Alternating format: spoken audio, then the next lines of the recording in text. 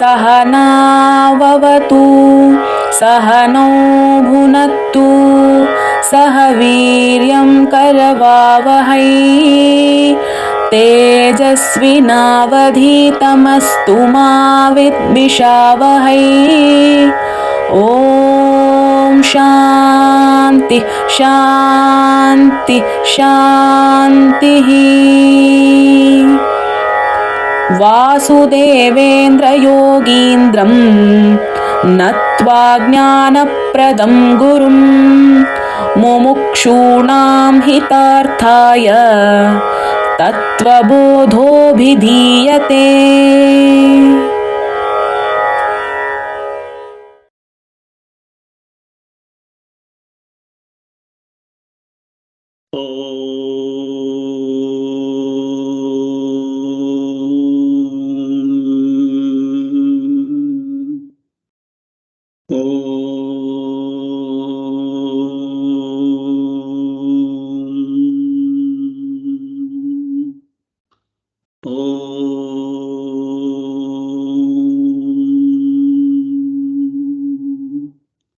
ॐ सहना भवतु सहनौ भुनक्तु सह वीर्यं करवावहै तेजस्विनावधीतमस्तु मा विद्विषावहै। ॐ शान्ति शान्ति शान्तिः। सदाशिवसमारम्भां शङ्कराचार्यमध्यमाम् अस्मदाचार्यपर्यन्तां वन्दे गुरुपरम्पराम्। यस्यान्तानादिमध्यं न हि करचरणं नाम गोत्रं न सूत्रं नो जातिर्नैव वर्णानुभवति पुरुषो नानुपंसं न च स्त्रीनाकारं नाविकारं न हि जननि मरणं नास्ति पुण्यं न पापं नो तत्त्वमेकं सहजसमरसं सद्गुरुं त्वं नमामि।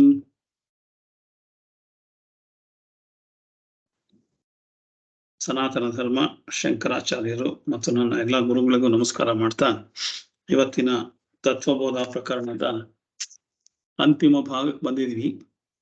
ಕರ್ಮ ಸಿದ್ಧಾಂತ ಅಂತ ಅಂದ್ಬಿಟ್ಟು ಅದೇ ಕೊನೆ ಭಾಗ. ಅದಾದ್ಮೇಲೆ ಅದನ್ನ ಮುಕ್ತಾಯದ್ದು ಒಂದಿದೆ. ಕರ್ಮ ಸಿದ್ಧಾಂತ ತತ್ವಬೋಧದಲ್ಲಿ ನಾವೆಲ್ಲ ಏನ್ ತಿಳ್ಕೊಂಡಿದೀವಿ ಅದೆಲ್ಲ ಬ್ರಹ್ಮಜ್ಞಾನ ಪಡ್ಕೊಳ್ಳೋದಕ್ಕೋಸ್ಕರ ಇರುವಂಥದ್ದು. ವೇದ ಉಪನಿಷತ್ತುಗಳಿರೋದೆಲ್ಲಾದ್ವೇ ಆರ್ಡಿನರಿ ಜ್ಞಾನ ತಿಳ್ಕೊಳಕ್ಕಲ್ಲ ಇರೋದು. ಅದು ನಮ್ಮ ಶಾಸ್ತ್ರ ಹೀಗೆ ಹೇಳುತ್ತೆ, ನಾವು 5 ವೀಳ್ಯದೆಲೆ ಕೊಡಬೇಕು, 8 ವೀಳ್ಯದೆಲೆ ಕೊಡಬೇಕು, 25 ಬತ್ತಿ ಹಚ್ಚಬೇಕು, ಈ ತರದ್ ಯಾವುದುವೆ ಜ್ಞಾನ ಭಾಗದಲ್ಲಿ ಯಾವುದೂ ಇಲ್ಲ. ಜ್ಞಾನಕಾಂಡದಲ್ಲಿ ನಮ್ಮನ್ನು ನಾವು ತಿಳ್ಕೊಳ್ಳೋದು, ಆತ್ಮಜ್ಞಾನ ತಿಳ್ಕೊಳ್ಳೋದು. ನಾವು ಇಲ್ಲಿ ತನಕ ನಮ್ಮನ್ನು ಬಿಟ್ಟು ಬೇರೆ ಎಲ್ಲಾವುದು ತಿಳ್ಕೊಂಡಿದೀವಿ. ಎಷ್ಟು ತಿಳ್ಕೊಂಡ್ರು ಎಲ್ಲ ತಿಳ್ಕೊಂಡಂಗ ಆಗಲ್ಲ. ಆದ್ರೆ ನಮ್ಮನ್ನೇ ನಾವು ತಿಳ್ಕೊಂಡ್ರೆ ಪ್ರತಿಯೊಂದು ವಸ್ತುನು ಹೊರಗಡೆ ಇರೋದು, ಪ್ರತಿಯೊಂದು ಜೀವ ಜಗತ್ತಲ್ಲಿ ಇರುವಂಥದ್ದು ಎಲ್ಲಾವುದು ನಮ್ಮನ್ನ ಅರ್ಥಕೊಂಡ್ರೆ ಎಲ್ಲ ಜಗತ್ತನ್ನ ಅರ್ಥಕೊಂಡಂಗಾಗತ್ತೆ. ಆಮೇಲೆ ಇದು ಚೇಂಜ್ ಆಗದಲ್ಲೇ ಇರೋ ನಾಲೆಡ್ಜ್. ಬೇರೆ ಎಲ್ಲ ನಾವು ಹೊರಗಡೆ ಕಲಿತಾ ಇರೋ ಅಷ್ಟು ವಿಚಾರನು ಚೇಂಜ್ ಆಗುವಂಥ ನಾಲೆಡ್ಜ್. ಆ ನಾಲೆಡ್ಜು ನೆನ್ನೆ ಇದ್ದ ಹಾಗೆ ಇವತ್ತಿಲ್ಲ. ನೆನ್ನೆ ಹೇಳಿದ ನಾಲೆಡ್ಜು ಇಲ್ಲ. 1960s ಅಲ್ಲಿ ಚಾರ್ಲ್ಸ್ ಬಾಬೇಜು ಒಂದು ಮಿಷನ್ ಕಂಪ್ಯೂಟರ್ ಅಂತ ಕಂಡಿಡ್ದಿದ್ದು. ಅದು ಒಂದು ರೂಮ್ ಸೈಜ್ ಇತ್ತು. ಆ ರೂಮ್ ಸೈಜ್ ಇದ್ದಿದ್ರೊಳಗೆ ಓನ್ಲಿ 2 GB ಡೇಟಾ ಅದನ್ನ ಪ್ರೋಸೆಸ್ ಆಗ್ತಾ ಇದ್ದಿದೆ ಅಷ್ಟು 60ನೇ ಇಸ್ವಿನಲ್ಲಿ. ಇವತ್ತು ನಿಮ್ಮ ಕೈನಲ್ಲಿ ಇರೋ ಮೊಬೈಲಲ್ಲಿ 1 ಟೆರಾಬೈಟ್ ಇರೋ ಅಷ್ಟು. 1 ಟೆರಾಬೈಟ್ ಅಂತಂದ್ರೆ ಯು ಕೆನಾಟ್ ಇಮ್ಯಾಜಿನ್. ಅಷ್ಟು ಮೆಮೊರಿ ಇರೋವಂಥದ್ದು, ಕೆಪಾಸಿಟಿ ಇರೋವಂಥದ್ದು ನಿಮ್ಮ ಅಂಗೈ ಮೇಲೆ ಇರೋವಂಥದ್ದು. ಟೆಕ್ನಾಲಜಿ ಚೇಂಜ್ ಆಗಿದೆ. 60ನೇ ಇಸ್ವಿಗೆ ಹೇಳಿದ್ದ ಕಂಪ್ಯೂಟರ್ ಜ್ಞಾನ ಇವತ್ತಿಲ್ಲ. ಇವತ್ತೇ ಬೇರೆ ಹೊಸ ತರ ಜ್ಞಾನ ಅಲ್ಲಿಂದ ಮೆಟ್ಲಾಗಿ ಏರ್ಕೊಂಡು ಬಂದಿದೆ. ಈಗ ಯಾರು 60ನೇ ಇಸ್ವಿಲಿ ಓದಿದ ಕಂಪ್ಯೂಟರ್ನ ಯಾರು ಓದಲ್ಲ. ಅವತ್ತಿನ ನಾಲೆಡ್ಜ್ ಇದಿಲ್ಲ. ಲೋಟಸ್ 1 2 3 ಯಾರು ಓದಲ್ಲ. ಈಗೆಲ್ಲ ಇನ್ನು ಸಿಂಪ್ಲಿಫೈ ಆಗಿ ಆಗ್ತಾ ಇದೆ. ಹಾಗಾಗಿ ಏನಂತಂದ್ರೆ ಜ್ಞಾನ ಹೊರಗಡೆ ಇರೋದು ಎಲ್ಲಾವುದು ಚೇಂಜ್ ಆಗ್ತಾ ಇರುವಂತ ಜ್ಞಾನ. ಈಗ ನಾನ್ ತಿಳ್ಕೊಂಡಿರೋ ಹೊರಗಡೆ ಇರೋ ಪ್ರಾಪಂಚಿಕವಾದ ಜ್ಞಾನಕ್ಕೂ ನನ್ನ ಮಕ್ಳು ತಿಳ್ಕೊಳ್ಳೋ ಜ್ಞಾನಕ್ಕೂ ನನ್ನ ಮಕ್ಳು ತಿಳ್ಕೊಳ್ಳೋದಕ್ಕೂ ನನ್ನ ಮೊಮ್ಮಕ್ಳು ತಿಳ್ಕೊಳ್ಳೋದಕ್ಕೂ ಬೇಕಾದಷ್ಟು ವ್ಯತ್ಯಾಸಗಳು ಬರುತ್ತೆ. ಹಾಗಾಗಿ ಪ್ರಾಪಂಚಿಕ ಜ್ಞಾನ ಅಂದ್ರೆ ವ್ಯವಹಾರ ಜ್ಞಾನ ಏನಿದೆ ಅದು ಚೇಂಜ್ ಆಗ್ತಾ ಇರುವಂತ ಜ್ಞಾನ. ಅದನ್ನ ತಿಳ್ಕೊಳ್ಳೋದಕ್ಕೆ ನಾವು ನಮ್ಮ ಲೈಫ್ ಎಲ್ಲ ಹಾಳು ಮಾಡ್ಕೊಂಡ್ರೆ ಸರಿ ಇಲ್ಲ. ಹಾಗಾಗಿ ಎಷ್ಟು ಬೇಗ ನಾವು ಆತ್ಮಜ್ಞಾನ ತಿಳ್ಕೊಳಕ್ ಬರ್ತೀವೋ ಅಷ್ಟು ಒಳ್ಳೇದು. ಸೊ ವೇದದಲ್ಲಿ ಕೂಡ ಮೊದಲು ಪೂರ್ವದ 3 ಭಾಗಗಳು ಕರ್ಮಕಾಂಡ ಅಂತ ಕರ್ಮಯೋಗ. ಕರ್ಮಯೋಗದಲ್ಲೇನೆ ಉಪಾಸನಾ ಯೋಗನೂ ಬರುತ್ತೆ. ಇರೋದು 2 ಯೋಗ, ಕರ್ಮಯೋಗ ಮತ್ತೆ ಜ್ಞಾನಯೋಗ. ಕರ್ಮಯೋಗನೂ ಉಪಾಸನಾ ಯೋಗನೂ ಕರ್ಮಯೋಗದ ಕೆಳಗೆ ಬರುತ್ತೆ. ಭಕ್ತಿ ಯೋಗ ಎಲ್ಲಾದ್ರೂ ಕರ್ಮಯೋಗದ ಕೆಳಗೆ ಬರುತ್ತೆ. ಜ್ಞಾನ ಯೋಗಕ್ಕೆ ನಾವು ಪ್ರಮೋಷನ್ ತಗೊಂಡು ಬರಬೇಕಾದ್ರೆ ಜ್ಞಾನ ಯೋಗಕ್ಕೆ ಹೇಗೆ ಬರಬೇಕು ಅಂತ ಹೇಳೋದೆ ಕೊನೆಯಲ್ಲಿರೋ ಉಪನಿಷತ್ತಿನ ಭಾಗ. ಹಾಗಾಗಿರೋದ್ರಿಂದ ಜ್ಞಾನಕಾಂಡಕ್ಕೆ ಬಂದ ಮೇಲೆ ಮೋಕ್ಷ, ಜ್ಞಾನದಿಂದನೇ ಮೋಕ್ಷ. ಬೇರೆ ಇನ್ಯಾವ ತರದ ಮೋಕ್ಷ? ಯಾರೋ ಒಬ್ರು ಕೇಳಿದ್ರಂತೆ ತುಂಬಾ ಪ್ರಭಾವಿಯಾಗಿರೋ ಸ್ವಾಮಿಗಳನ್ನ, ಹೋಗಿ ನೀವೊಂದ್ಸಲ ನನ್ನ ತಲೆ ಮುಟ್ಟುಬಿಡಿ, ನನ್ನ ತಲೆ ಹೀಗೆ ಇಟ್ಕೊಳ್ಳಿ, ನನ್ನ ತಲೆ ಮೇಲೆ ಕೈ ಇಡಿ ಅಂತ ಹೇಳದಂತೆ. ಯಾಕಮ್ಮ ಅಂತ. ಅಲ್ಲ, ನೀವು ತುಂಬಾ ಜ್ಞಾನಿಗಳು, ನೀವು ನನ್ನ ತಲೆ ಮೇಲೆ ಕೈ ಇಟ್ಬಿಟ್ರೆ, ನೀವು ಸ್ವಾಮಿಗಳು, ಕೈ ಇಟ್ಬಿಟ್ರೆ ನನಗೆ ಶಾಂತಿ ನೆಮ್ಮದಿ ಎಲ್ಲ ಸಿಗುತ್ತೆ ಅಂತ. ಹೌದಾ, ನನಗೆ ಗೊತ್ತಿರ್ಲಿಲ್ವಲ್ಲ, ಸತ್ತಡಿ ನಾನೇ ನನ್ನ ತಲೆ ಮೇಲೆ ಕೈ ಇಟ್ಕೊಡ್ತೀನಿ, ನನಗೂ ಶಾಂತಿ ನೆಮ್ಮದಿ ಎಲ್ಲ ಬೇಕು ಅಂತ ಹೇಳಿದ್ರಂತೆ. ಅಂದ್ರೆ ಯಾರೋ ಕೈ ಇಟ್ರೆ, ಯಾರೋ ಮಂತ್ರ ಮಾಡಿ ಕೊಟ್ರೆ ನನಗೆ ಶಾಂತಿ ಸಿಗತ್ತೆ, ನನಗೆ ನೆಮ್ಮದಿ ಸಿಗತ್ತೆ, ನನಗೆ ಮೋಕ್ಷ ಸಿಗತ್ತೆ, ಇದೆಲ್ಲ ಭ್ರಮೆ ಅಂತ ಹೇಳೋದಕ್ಕೇನೆ ಆ ಸನ್ಯಾಸಿಗಳೇನೆ ನಾನೇ ತಲೆ ಮೇಲೆ ಕೈ ಇಟ್ಕೊತೀನಿ, ನನಗೂ ಬೇಕು ಶಾಂತಿ, ಹಾಗೆ ನನ್ನ ಕೈನಲ್ಲಿದೆ ಅನ್ನೋದು ನನಗೆ ಗೊತ್ತಿರ್ಲಿಲ್ವಲ್ಲ, ಆ ಕೈ ಇಡೋದಾದ್ರೆ ನನ್ನ ಕೈನೇ ಇಟ್ಕೊಂಡು ಕೂತ್ಕೊಂಡ್ಬಿಡ್ತೀನಿ ಅಂತ. ಹಾಗೆ ಸಾಧ್ಯ ಇಲ್ಲ. ಮನಸ್ಸಿನಲ್ಲಿ ಈ ಅಹಂಕಾರ ಮಮಕಾರ ಎರಡನ್ನು ತೆಗೆಯೋ ತನಕ ನಾವು ಜ್ಞಾನದ ಅವಸ್ಥೆಗೆ ಹೋಗಕ್ಕಾಗಲ್ಲ. ಅಹಂಕಾರ ರಹಿತವಾಗಿ ಮಮಕಾರ ರಹಿತವಾಗಿ ಪ್ರಪಂಚದಲ್ಲಿ ಜೀವನ ಮಾಡೋದನ್ನು ಕಲ್ತ್ಕೊಂಡ್ರೆ ಆವಾಗ ಜ್ಞಾನಯೋಗದ ಮೆಟ್ಲುಗಳು ಓಪನ್ ಆಗುತ್ತೆ. ಆ ಜ್ಞಾನದ ಯೋಗ ಅರ್ಥ ಮಾಡ್ಕೊಂಡಾದ್ಮೇಲೆ ನಮಗೆ ಬೇಕಾದಷ್ಟು ಗೋಚರ ಆಗ್ತಾ ಹೋಗುತ್ತೆ. ಇಲ್ಲಿ ತನಕ ನಮ್ಗೇನ್ ಕಾಣಿಸ್ತಾ ಇಲ್ಲ ನಮ್ಮ ಸುತ್ತಮುತ್ತ, ಅದೆಲ್ಲದು ಕಾಣಿಸಕ್ಕೆ ಹೋಗುತ್ತೆ. ಎಲ್ರಿಗೂ ನಮ್ಗೆ ಎಲ್ಲ ಕಣ್ ಚೆನ್ನಾಗಿದೆ ಕಾಣಿಸಲ್ವಾ ಅಂತಂದ್ರೆ, ಆಕ್ಚುಲಿ ಒಂದು ಶಾಪಿಂಗ್ ಕಾಂಪ್ಲೆಕ್ಸಿಗೆ ಹೋದ್ರೆ, ಗಂಡ ಹೆಂಡತಿ ಮಗ ಮಗಳು ಎಲ್ಲಾರು ಹೋದ್ರೆ 4 ಜನನು ಶಾಪಿಂಗ್ ಕಾಂಪ್ಲೆಕ್ಸ್ ಅಲ್ಲಿ ಗಂಡಂಗ್ ಕಾಣಿಸಿದ ಹೆಂಡತಿಗೆ ಕಾಣಲ್ಲ, ಹೆಂಡತಿಗೆ ಕಾಣಿಸಿದ ಮಕ್ಳಿಗೆ ಕಾಣಲ್ಲ, ಮಕ್ಳಿಗೆ ಕಾಣಿಸಿದ ಗಂಡು ಮಗು ಕಾಣಲ್ಲ, ಹೆಣ್ಮಗು ಕಾಣಿಸಿದ ಗಂಡು ಮಗು ಕಾಣಲ್ಲ.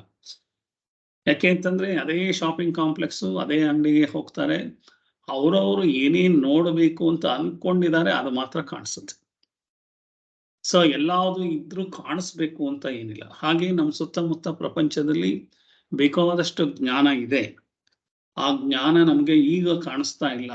ಯಾಕೆಂದ್ರೆ ನನಗೆ ಅದ್ ನೋಡ್ಬೇಕು ಅನ್ನೋ ಒಂದು ಹಂಬಲ ಬಂದಿಲ್ಲ.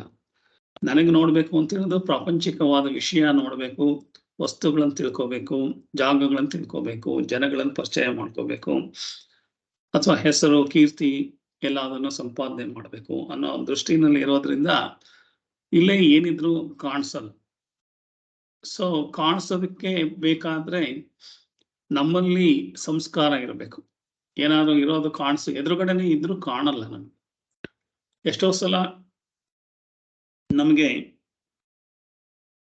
ಅರ್ಜೆಂಟಲ್ಲಿ ಗಾಬರಿನಲ್ಲಿ ಇದ್ದಾಗ ಎದುರುಗಡೆನೆ ಬೀಗದ ಕೈ ಇದ್ರು, ಎದುರುಗಡೆನೆ ಬಾಗ್ಲು ಹಾಕಿದೀನಿ ಅಂತ ಗೊತ್ತಿದ್ರು ಇನ್ನೊಂದ್ಸಲ ಬಾಗಿಲು ನೋಕೋದು, ಗೊತ್ತೇ ಇರಲ್ಲ, ಕಾಣದೇ ಇಲ್ಲ. ಹಾಗೆ ನಾನು ಪರ್ಸನ್ನ ಕೈಲೇ ಇಟ್ಕೊಂಡು ಎಲ್ಲೆಲ್ಲೋ ಹುಡುಕ್ತಾ ಇರ್ತೀನಿ, ಬೀಗದ ಕೈ ಹಿಡ್ಕೊಂಡು ಎಲ್ಲೆಲ್ಲೋ ಹುಡುಕ್ತಾ ಇರ್ತೀನಿ, ಸೊ ಫೋನ್ ಕೈ ಇಟ್ಕೊಂಡು ಎಲ್ಲೋ ಹುಡುಕ್ತಾ ಇರ್ತೀನಿ, ಕನ್ನಡಕ ತಲೆ ಮೇಲೆ ಹಾಕೊಂಡು ಹುಡುಕ್ತಾ ಇರ್ತೀನಿ. ಯಾಕೆಂದ್ರೆ ನಮ್ಮ ಮನಸ್ಸು ಎಲ್ಲೋ ಇರೋದ್ರಿಂದ ನಾನೇನ್ ನೋಡ್ಬೇಕಾಗಿದ್ದೀನಿ ಅದು ಕಾಣಿಸ್ತಾ ಇರಲ್ಲ, ಸುಮ್ಮನೆ ಹುಡುಕ್ತಾ ಇರ್ತೀನಿ. ಅದಕ್ಕೆ DVG ಅವರು ಒಂದ್ ಕಡೆ ಹೇಳ್ತಾರೆ, ಸಾಮಾನ್ಯ ರೂಪದಲ್ಲಿ ಸಂಸಾರಿ ವೇಷದಲ್ಲಿ ದೇವ ನಿನ್ನೆಡೆಗೆ ಬರಬಹುದು. ಅಂದ್ರೇನು? ಸಾಮಾನ್ಯ ರೂಪದಲ್ಲಿ ಸಂಸಾರಿ ವೇಷದಲ್ಲಿ ದೇವ ನಿನ್ನೆಡೆಗೆ ಬರಬಹುದು, ಅದಕ್ಕಾಂಬಲು ನಿನ್ನಲ್ಲಿ ಸಂಸ್ಕಾರ ಇರಬೇಕು ಮಂಕುತಿಮ್ಮ ಅಂತ ಹೇಳ್ತಾರೆ. ಅಂದ್ರೆ ನಮ್ ಸುತ್ತಮುತ್ತನೇ ದೇವರು ಇದ್ರುವೆ ನಮ್ಗೆ ಕಾಣಿಸಲ್ಲ. ಯಾಕೆ ನಮಗೆ ಗೊತ್ತಿರೋದು ದೇವರು ಅಂತಂದ್ರೆ ದೇವಸ್ಥಾನದಲ್ಲಿ, ಪೂಜೆ ಮಂದಿರದಲ್ಲಿ, ಫೋಟೋದಲ್ಲಿ, ವಿಗ್ರಹದಲ್ಲಿ ಅಂತ. ಆದ್ರೆ ದೇವರು ಯಾವ ರೂಪದಲ್ಲಿ ಬೇಕಾದ್ರೂ ಬರ್ಬೋದು. ಸಾಮಾನ್ಯ ರೂಪದಲ್ಲಿ, ಸಂಸಾರಿ ವೇಷದಲ್ಲಿ ನಿನ್ನ ಎಡೆಗೆ ಬರಬಹುದು. ನಿನ್ನೆಡೆಗೆ ಬರಬಹುದು. ದೇವರು ನಿನ್ನ ಹತ್ರ ಬರ್ಬೋದು. ಆದ್ರೆ ಅವನು ದೇವರು ಅಂತ ನನಗ್ ಕಾಣಿಸ್ಬೇಕಾದ್ರೆ ನನ್ನಲ್ಲಿ ಸಂಸ್ಕಾರ ಇರಬೇಕು ಅಂತ. ಮಹಾಭಾರತದಲ್ಲಿ ಕೃಷ್ಣ ಎಲ್ಲಾರ ಜೊತೆಗೂ ಓಡಾಡ್ತಾ ಇದ್ದ. ಕೃಷ್ಣ ದೇವರು ಅಂತ ಗೊತ್ತಿದ್ದು ಧರ್ಮರಾಯನಿಗೆ ಗೊತ್ತಿತ್ತು, ದ್ರೌಪದಿಗೆ ಗೊತ್ತಿತ್ತು. ಸೊ ಬೇರೆಯವರೆಲ್ಲಾರು ಕೃಷ್ಣ ನಮ್ಮ ಹಾಗೆ ಮನುಷ್ಯ ಅಂತ ಇದ್ರು. ದುರ್ಯೋಧನ ಅಂತೂ ಅವನೊಬ್ಬ ಗೊಲ್ಲ, ನಮ್ಗಿನ್ನ ಕೀಳು ಜಾತಿಯವನು, ಅವನೇನು, ಅವನಿಗೆ ದೇವರು ಅನ್ನೋ ಒಂದು ಕಲ್ಪನೆ ಅಥವಾ ಅವನು ಭಗವಂತ ಅನ್ನೋದೇ ಕಲ್ಪನೆನೇ ಗೊತ್ತಿಲ್ಲ ಅವನಿಗೆ. ಹಾಗಾಗಿ ಅವನಿಗೆ ಕೃಷ್ಣನ್ ನೋಡೋ ಭಾಗ್ಯನೇ ಸಿಕ್ಲಿಲ್ಲ. ಕೃಷ್ಣ ಮನುಷ್ಯನ ರೂಪದಲ್ಲಿ ಇದ್ದಾನೆ, ಅವತಾರ ಪುರುಷ ಅನ್ನೋ ಒಂದು ಮನಸ್ಥಿತಿ ಬರ್ಬೇಕಾದ್ರೆ ಇದ್ದಿದ್ದು ಧರ್ಮರಾಯನ್, ಭೀಷ್ಮಂಗ್ ಗೊತ್ತಿತ್ತು, ಅವ್ರಿಗೆಲ್ಲ ಗೊತ್ತಿತ್ತು. ಆ ತರ ಎಲ್ರಿಗೂ ಗೊತ್ತಿರ್ಲಿಲ್ಲ. ಸೊ ಹಾಗಾಗಿ ಎಲ್ರಿಗೂ ಕಾಣಿಸಕ್ ಸಾಧ್ಯ ಇಲ್ಲ. ಅಲ್ಲಿರೋದು ಇದೆ, ಎದುರುಗಡೆ ಇರೋದು ಕಾಣಿಸ್ತಾ ಇದೆ ಅಂತಂದ್ರೆ ಎಲ್ರಿಗೂ ಯಾವುದು ಕಾಣಿಸ್ತಾ ಇಲ್ಲ. ಅವ್ರವರಿಗೆ ಬೇಕಾದ ಮಾತ್ರ ಕಾಣಿಸ್ತಾ ಇದೆ. ಪ್ರಪಂಚದಲ್ಲಿ ನಿಮ್ಮ ಎದುರುಗಡೆನೆ ಬೇಕಾದಷ್ಟಿದೆ, ನಿಮಗೆ ಕಾಣಿಸ್ತಾ ಇಲ್ಲ. ಅಂದ್ರೆ ಕೆಲವು ವಸ್ತುಗಳು ಕಾಣಿಸ್ಬೋದು, ಆದ್ರೆ ಕೆಲವೆಲ್ಲ ವಿಷಯಗಳು ನಿಮ್ಗೆ ಕಾಣಿಸ್ತಾ ಇಲ್ಲ. ಒಬ್ರಿಗೆ ಗೊತ್ತಾಗಿದ್ದ ಸೂಕ್ಷ್ಮತೆ ಇನ್ನೊಬ್ರಿಗೆ ಗೊತ್ತಾಗಲ್ಲ. ಸೊ 4 ಜನ ಒಂದೇ ರೂಮ್ಗೆ ಹೋದ್ರೆ ಆ ರೂಮ್ನ ಅಬ್ಸರ್ವ್ ಮಾಡ್ಕೊಂಡ್ ಬನ್ನಿ ಅಂತಂದ್ರೆ ಒಬ್ರು ಒಂದ್ 4-5 ಐಟಮ್, 4-5 ಥಿಂಗ್ಸ್ ನ ಬರೀಬಹುದು. 2 ನಿಮಿಷ ಎಲ್ರಿಗೂ ಟೈಮ್ ಕೊಟ್ರು ಕೆಲವ್ರ ಅಬ್ಸರ್ವೇಷನ್ ಎಷ್ಟು ಶಾರ್ಪ್ ಆಗಿರುತ್ತೆ ಅಂದ್ರೆ ಕೆಲವರು 2 ಪದ ಬರೀಬಹುದು, ಇನ್ನು ಕೆಲವರು 2 ಸೆಂಟೆನ್ಸ್ ಬರೀಬಹುದು, ಇನ್ನು ಕೆಲವರು 2 ಪ್ಯಾರಾಗ್ರಾಫ್ ಬರೀಬಹುದು. ಇನ್ನು ಕೆಲವು ಸೂಕ್ಷ್ಮಗ್ರಾಹಿಗಳು ಅದೇ 2 ನಿಮಿಷದಲ್ಲಿ ಆ ರೂಮ್ನ ಎಲ್ಲದನ್ನು ಅಬ್ಸರ್ವ್ ಮಾಡ್ಕೊಂಡು ಬಂದ್ರೆ ಅವ್ರು 2 ಪುಟ ಬರೀತಾರೆ. 2 ಪೇಜ್, 2 ಪ್ಯಾರ ಅಲ್ಲ, 2 ಪದ ಅಲ್ಲ, 2 ಇದಲ್ಲ, 2 ಪುಟ ಆಗುವಷ್ಟು ಆ ರೂಮಲ್ಲಿ ವಿಚಾರಗಳಿದೆ. ಅದು ನಮಗೆ ನೋಡಕ್ ಬರ್ತಾ ಇಲ್ಲ ಅಷ್ಟೇ. ಆದ್ರೆ ಅವನ್ ಬರದ್ಮೇಲೆ ನಾವು ಹೌದು ಅದೆಲ್ಲ ಇತ್ತು ಅಂತ ಹೇಳ್ತೀವಿ.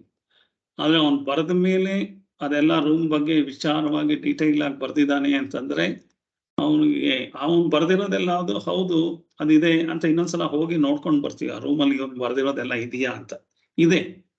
ಆದ್ರೆ ನನ್ಗೆ ಯಾಕೆ ಕಾಣಿಸ್ಲಿಲ್ಲ ಅಂದ್ರೆ ನನ್ನ ಕೆಪಾಸಿಟಿ ಅಷ್ಟೇ. ನನ್ನ ಕೆಪಾಸಿಟಿ 2 ಪದ ಬರೆಯುವಷ್ಟು ಇರ್ಬೋದು. ನನ್ನ ಕೆಪಾಸಿಟಿ ಬರೆಯೋ 2 ಸೆಂಟೆನ್ಸ್ ಬರೆಯೋ ತರ ಇರ್ಬೋದು. ಅಬ್ಸರ್ವೇಷನ್ ಪವರ್ ಅಂತಂದ್ರೆ ಸೂಕ್ಷ್ಮ ಗ್ರಾಹಿತ್ವ ಅಂತ ಹೇಳ್ತಾನೆ. ಆ ಸೂಕ್ಷ್ಮ ಗ್ರಾಹಿತ್ವ ಅನ್ನೋದು ಬರ್ಬೇಕಾದ್ರೆ ನಾವು ತಾಮಸ ಗುಣದಿಂದ ರಾಜಸ ಗುಣಕ್ಕೆ ಬರಬೇಕು, ರಾಜಸ ಗುಣದಿಂದ ಸಾತ್ವಿಕ ಗುಣಕ್ಕೆ ಬರಬೇಕು. ಸಾತ್ವಿಕ ಗುಣಕ್ಕೆ ಬಂದ್ರೆ ಆಲ್ಮೋಸ್ಟ್ 90% ಸೂಕ್ಷ್ಮ ಗ್ರಾಹಿತ್ವ ಬರುತ್ತೆ. ಅದಾಗ್ತಾ ಆಗ್ತಾ ಮುಂದೆ ಗುಣಾತೀತ ಆಗ್ಬೇಕು. ಆ ಗುಣಾತೀತ ಅಂತಂದ್ರೆ ಯಾವ ಗುಣದಲ್ಲೂ ಇಲ್ಲ. ಸಾತ್ವಿಕ ಗುಣದಲ್ಲೂ ಅಂಟ್ಕೊಂಡಿಲ್ಲ, ರಾಜಸಿಕಕ್ಕೂ ಅಂಟ್ಕೊಂಡಿಲ್ಲ, ತಾಮಸಿಕಕ್ಕೂ ಅಂಟ್ಕೊಂಡಿಲ್ಲ. ಆ ಗುಣಾತೀತ ಆಗ್ತಿದ್ದ ಹಾಗೇನೆ ನಾನು ಜ್ಞಾನಿಯ ಅವಸ್ಥೆ ತಲುಪೋದಕ್ಕೆ ರೆಡಿ ಆಗ್ತಾ ಇದ್ದೀನಿ ಅಂತ. ಅವಾಗ ಏನೇನು ಇದೆಯೋ ಎಲ್ಲವುದು ಯಥಾವತ್ತಾಗಿ ಕಾಣಿಸ್ತಾ ಹೋಗುತ್ತೆ.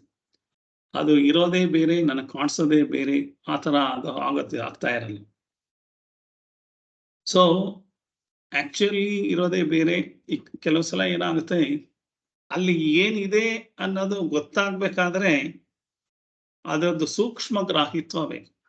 ಆ ಸೂಕ್ಷ್ಮ ಗ್ರಾಹಿತ್ವ ಅನ್ನೋದು ಆ ಏಕಾಗ್ರತೆ ಬಂದಾಗ ಮಾತ್ರ ಗೊತ್ತಾಗುತ್ತೆ. ಇಲ್ಲದೆ ಹೋದ್ರೆ ಏನು ಬೇಕೋ ಅದು ಬಿಟ್ಟು ಬಾಕಿದೆಲ್ಲ ಕಾಣಿಸ್ತಾ ಇರುತ್ತೆ. ಸೊ ಒಂದ್ಸಲ ಇವ್ರದ್ದೆಲ್ಲರಿಗೂ ಬಿಲ್ಲು ವಿದ್ಯೆ ಎಲ್ಲ ಹೇಳ್ಕೊಟ್ಟಾದ್ಮೇಲೆ ಕೌರವರು ಪಾಂಡವರಿಗೆ ಕೊನೆಗೆ ಎಲ್ರಿಗೂ ಗ್ರಾಜ್ಯುಯೇಷನ್ ಸೆರೆಮನಿ ಮಾಡಬೇಕು, ಎಕ್ಸಾಮಿನೇಷನ್. ಅವ್ರನ್ನೆಲ್ಲ ಕರ್ಕೊಂಡು ಹೋಗಿ ಒಂದು ಕಾಡಲ್ಲಿ ಎಲ್ರಿಗೂ ಅದೇ ಟೆಸ್ಟ್ನಿ ಕೊಡ್ತಾರೆ. ಯಾರು? ದ್ರೋಣಾಚಾರ್ಯರು. ಸೊ ಒಬ್ಬೊಬ್ಬರಾಗಿ ಬನ್ನಿಯಪ್ಪ, ನಾನು ಹೇಳ್ದಾಗ ಮಾಡಿ ಅಂತ ಒಬ್ಬೊಬ್ಬರನ್ನೇ ಕರೆದು ಒಂದು ಜಾಗದಲ್ಲಿ ನಿಲ್ಲಿಸಿ, ನೋಡಿ ಅಲ್ಲಿದೆಯಲ್ಲ ಒಂದು ಮರದ ಮೇಲೆ, ಆ ಕೊಂಬೆ ಮೇಲೆ ಅದೊಂದು ಕಾಣಿಸ್ತಾ ಇದೆಯಲ್ಲ ಗಿಣಿ, ಆ ಗಿಣಿನ ಸಾಯಿಸ್ಬೇಕು, ಗಿಣಿಗೆ ಹೊಡಿಬೇಕು, ಕುತ್ತಿಗೆಗೆ ಅಲ್ಲ ಗಿಣಿ ಕಣ್ಣಿಗೆ ಹೊಡಿಬೇಕು ಅಂತ. ಗಿಣಿ ಕಣ್ಣನ್ನ ತಿರುಗಿಸ್ತಾ ಇರತ್ತೆ, ಗಿಣಿ ಹಾರ್ಬೇಕಾದ್ರೂ ಹೋಗ್ಬೋದು. ಸೊ ಇದೆಲ್ಲದು ಇರುತ್ತೆ. ಆದ್ರೆ ಆ ಥರದನ್ನ ಒಂದು ಟಾಸ್ಕ್, ಗ್ರಾಜ್ಯುಯೇಷನ್ ಸೆರೆಮನಿ ಅಂತ ಮಾಡ್ತಾರಲ್ಲ, ಇವತ್ತೆಲ್ಲರೂ ಅಮೆರಿಕಕ್ಕೆ ಮಕ್ಕಳದ್ದು ಗ್ರಾಜ್ಯುಯೇಷನ್ ಸೆರೆಮನಿ ಅಂತ ಹೋಗ್ತಾರೆ. ಸೊ ಅದೆಲ್ಲ ಅದು ಆ ಥರ ಅವಾಗಲೂ ಒಂದು ಗ್ರಾಜ್ಯುಯೇಷನ್ ಸೆರೆಮನಿ ಅಂತ ಇತ್ತು. ಆ ಗ್ರಾಜ್ಯುಯೇಷನ್ ಸೆರೆಮನಿನಲ್ಲಿ ಎಲ್ಲಾರು ಒಬ್ಬೊಬ್ಬರೇ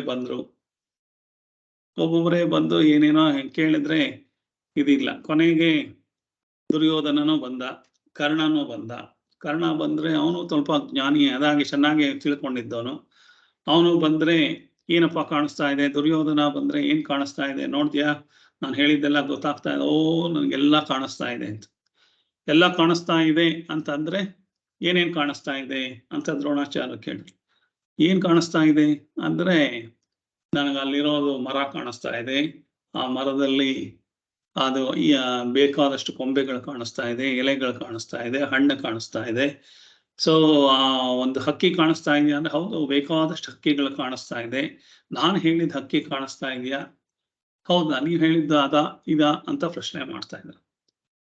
ಸೊ ಅವನಿಗೆ ಇದೆಲ್ಲ ಕಾಣಿಸ್ತಾ ಇತ್ತು. ಸೊ ಹಾಗೆ ಕರ್ಣನಿಗೆ ಬಂದಾಗ, ಹೌದು ನೀವು ಹೇಳಿದ ಕೊಂಬೆನೇ ಕಾಣಿಸ್ತಾ ಇದೆ, ನೀವು ಹೇಳಿದ ಕೊಂಬೆನಲ್ಲಿ ಹಕ್ಕಿ ಚೆನ್ನಾಗಿದೆ, ನೀವು ಹೇಳಿದ ಹಕ್ಕಿನೇ ಕಾಣಿಸ್ತಾ ಇದೆ.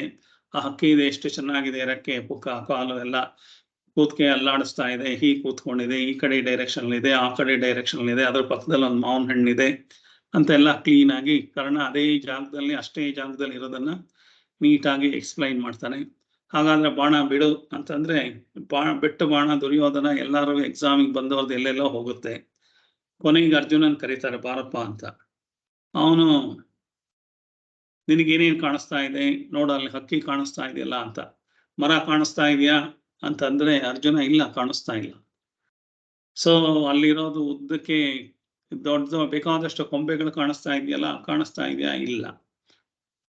ಮತ್ತೆ ಆಮೇಲೆ ಅದೊಂದೇ ನಾನು ಹೇಳ್ತಾ ಇರೋ ಕೊಂಬೆ ಕಾಣಿಸ್ತಾ ಇದೆಯಾ, ಇಲ್ಲ ಅಂತ. ಸೊ ಹಾಗಾದ್ರೆ ಅಲ್ಲಿ ಹಕ್ಕಿಗಳು ಬೇಕಾದಷ್ಟಿದೆ, ಕಾಣಿಸ್ತಾ ಇದೆಯಾ, ಇಲ್ಲ.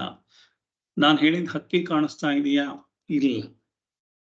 ಸೊ ಮತ್ತೆ ನೀನೇನ್ ಬಾಣ ಹೇಗಿಡ್ತೀಯ, ನೀನೇನ್ ಹೇಳ್ತಾ ನಾನು ಹೇಳಿದ್ದು ಗಿಳಿಗಳ ಕಣ್ಣಿಗೆ ಗುಡಿ ಅಂತ ಹೇಳಿದಿರ, ಆ ಗಿಳಿ ಕಣ್ಣು ಮಾತ್ರ ಕಾಣಿಸ್ತಾ ಇದೆ, ಅದು ಬಿಟ್ರೆ ಬೇರೆ ಏನೂ ಕಾಣಿಸ್ತಾ ಇಲ್ಲ. ಅಂದ್ರೆ ಏಕಾಗ್ರತೆ ಅಂದ್ರೆ ಬೇಕಾದಾಗ ನನಗೆ ಏನು ಬೇಕೋ ಅದು ಮಾತ್ರ ನೋಡುವಂಥ ಸೂಕ್ಷ್ಮ ಗ್ರಾಹಿತ್ವ ಬರ್ಬೇಕು. ಇಲ್ಲವ್ರು ಎಲ್ಲ ಗೊತ್ತಿದೆಯಪ್ಪ, ನಂಗೆ ಎಲ್ಲ ಕಾಣಿಸುತ್ತೆ, ಎಲ್ಲ ಗೊತ್ತಿದೆ ಅಂತಂದ್ರೆ ನನ್ನ ಮನಸ್ಸು ಏಕಾಗ್ರತೆನಲ್ಲಿ ಇಲ್ಲ ಅಂತ. ಸೊ ಎಲ್ಲ ಗೊತ್ತಾಗೋದು ಒಂದು ಜ್ಞಾನ ಆದ್ರೆ, ಏನು ಬೇಕೋ ಅದು ಗೊತ್ತಾಗೋದು ಒಂದು ಜ್ಞಾನ. ಸೊ ಈ ಸೂಕ್ಷ್ಮತೆಗಳೆಲ್ಲ ಅರ್ಥ ಆದಾಗ ಮಾತ್ರ ಜ್ಞಾನಿ ಅಂದ್ರೆ ಏನು ಅನ್ನೋದು ಮುಂದೆ ಮುಂದೆ ಅರ್ಥ ಆಗುತ್ತೆ. 2ನೇ ಅಧ್ಯಾಯದಲ್ಲಿ ಭಗವದ್ಗೀತೆನಲ್ಲಿ ಕೃಷ್ಣ ಸ್ಥಿರ ಪ್ರಜ್ಞನ ಅವಸ್ಥೆ ಅದೆಲ್ಲ ಹೇಳುವಾಗ ಅದೆಲ್ಲ ಹೇಳ್ತಾನೆ. ಸೊ ಹಾಗಾಗಿ ಈ ಜ್ಞಾನಿಯ ಅವಸ್ಥೆಗೆ ಬರ್ಬೇಕಾಗಿರೋದೇನೆ ವೇದಾಂತದ ಮೂಲ. ಈ ಜ್ಞಾನಿ ಅವಸ್ಥೆಗೆ ಬಂದ ಮೇಲೆ ನಮಗೆ ಪಾಪ ಪುಣ್ಯದಿಂದ ಬಿಡುಗಡೆಯಾಗಿ, ತಿರ್ಗಾ ಹುಟ್ಟಿ ಸಾವುಗಳಿಂದ ಬಿಡುಗಡೆಯಾಗಿ ಜೀವನ್ ಮುಕ್ತ ಸ್ಥಿತಿ ಅಂದ್ರೆ ಮೋಕ್ಷದ ಸ್ಥಿತಿ, ಅಂದ್ರೆ ಬ್ರಹ್ಮಜ್ಞಾನ ತಿಳಿದ ಮೇಲೆ ನಾನೇ ಬ್ರಹ್ಮನ್, ಅಹಂ ಬ್ರಹ್ಮಾಸ್ಮಿ ಅನ್ನೋದು ರಿಯಲ್ ಟ್ರುತ್ ಯಾವಾಗ ಅರ್ಥ ಆಗುತ್ತೆ, ಅವಾಗ ಅವನಿಗೆ ಮುಕ್ತಿ ಸಿಗತ್ತೆ ಅಂತ ಹೇಳ. ಇನ್ಯಾವ ತರದ್ದು ಮುಕ್ತಿ ಇಲ್ಲ. ಯಾರೋ ತಲೆ ಮೇಲೆ ಕೈ ಇಟ್ರೆ, ಯಾವ್ದೋ ಪೂಜೆ ಮಾಡಿಸಿದ್ರೆ, ಯಾವ್ದೋ ಸ್ವರ್ಗದ ಬಾಗ್ಲು ತೆಗ್ದಿದೆ, ವೈಕುಂಠ ಏಕಾದಶಿ ದಿವಸ, ಇದೆಲ್ಲ ನಮ್ಮ ನಂಬಿಕೆಗಳು ಅಷ್ಟೇ ಹೊರತು ಸ್ವರ್ಗದ ಬಾಗಿಲು ಅಂತಂದ್ರೆ ಪುಣ್ಯ ಮಾಡಿದ್ರೆ ಸ್ವರ್ಗ, ಪಾಪ ಮಾಡಿದ್ರೆ ನರಕ ಅಂತ ಅನ್ನೋದೆಲ್ಲ ಇದ್ರುವೆ ಎಲ್ಲಿ ಹೇಳ್ತಾ ಇರೋದು ಪಾಪ ಪುಣ್ಯದ ಲೆಕ್ಕನೇ ಕಂಪ್ಲೀಟ್ ಮಾಡ್ಕೋಬೇಕು. ಸೊ ಅಲ್ಲಿ ತನಕ ಇರೋ ಹಾಗೆ ಮಾಡ್ಕೊಳ್ಳೋ ಅಂಥದಕ್ಕೆ ಜ್ಞಾನಿ ಅವಸ್ಥೆಗೆ ಬರೋದು ಅಂತ. ಆ ಜ್ಞಾನಿ ಅವಸ್ಥೆಗೆ ಬರಬೇಕು.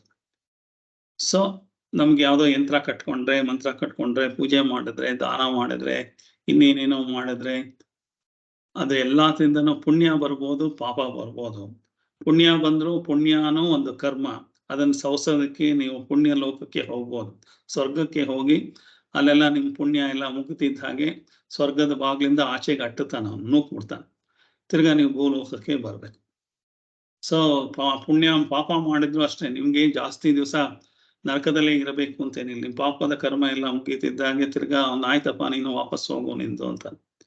ಸೊ ಪಾಪ ಪುಣ್ಯಕ್ಕೆ ಒಂದು ನೆಲೆ ಇಲ್ಲ. ತಿರ್ಗಾ ಪಾಪ ಪುಣ್ಯ ಎಲ್ಲದುವೆ ಅದು ಕಳೀತಿದ್ದ ಹಾಗೇನೆ ಅನುಭವಿಸ್ತಿದ್ದಾಗೆ ವಾಪಸ್ ಬಂದು ತಿರ್ಗಾ ಕರ್ಮಲೋಕಕ್ಕೆ ಬರೋದು, ತಿರ್ಗಾ ಪಾಪ ಪುಣ್ಯ ಸಂಪಾದನೆ, ಹಾಗೆ ಆಗ್ಬೋದು ಅಷ್ಟೇ ಹೊರತು ಬೇರೆ ಇನ್ನೇನು ಆಗಕ್ಕೆ ಸಾಧ್ಯ ಇಲ್ಲ.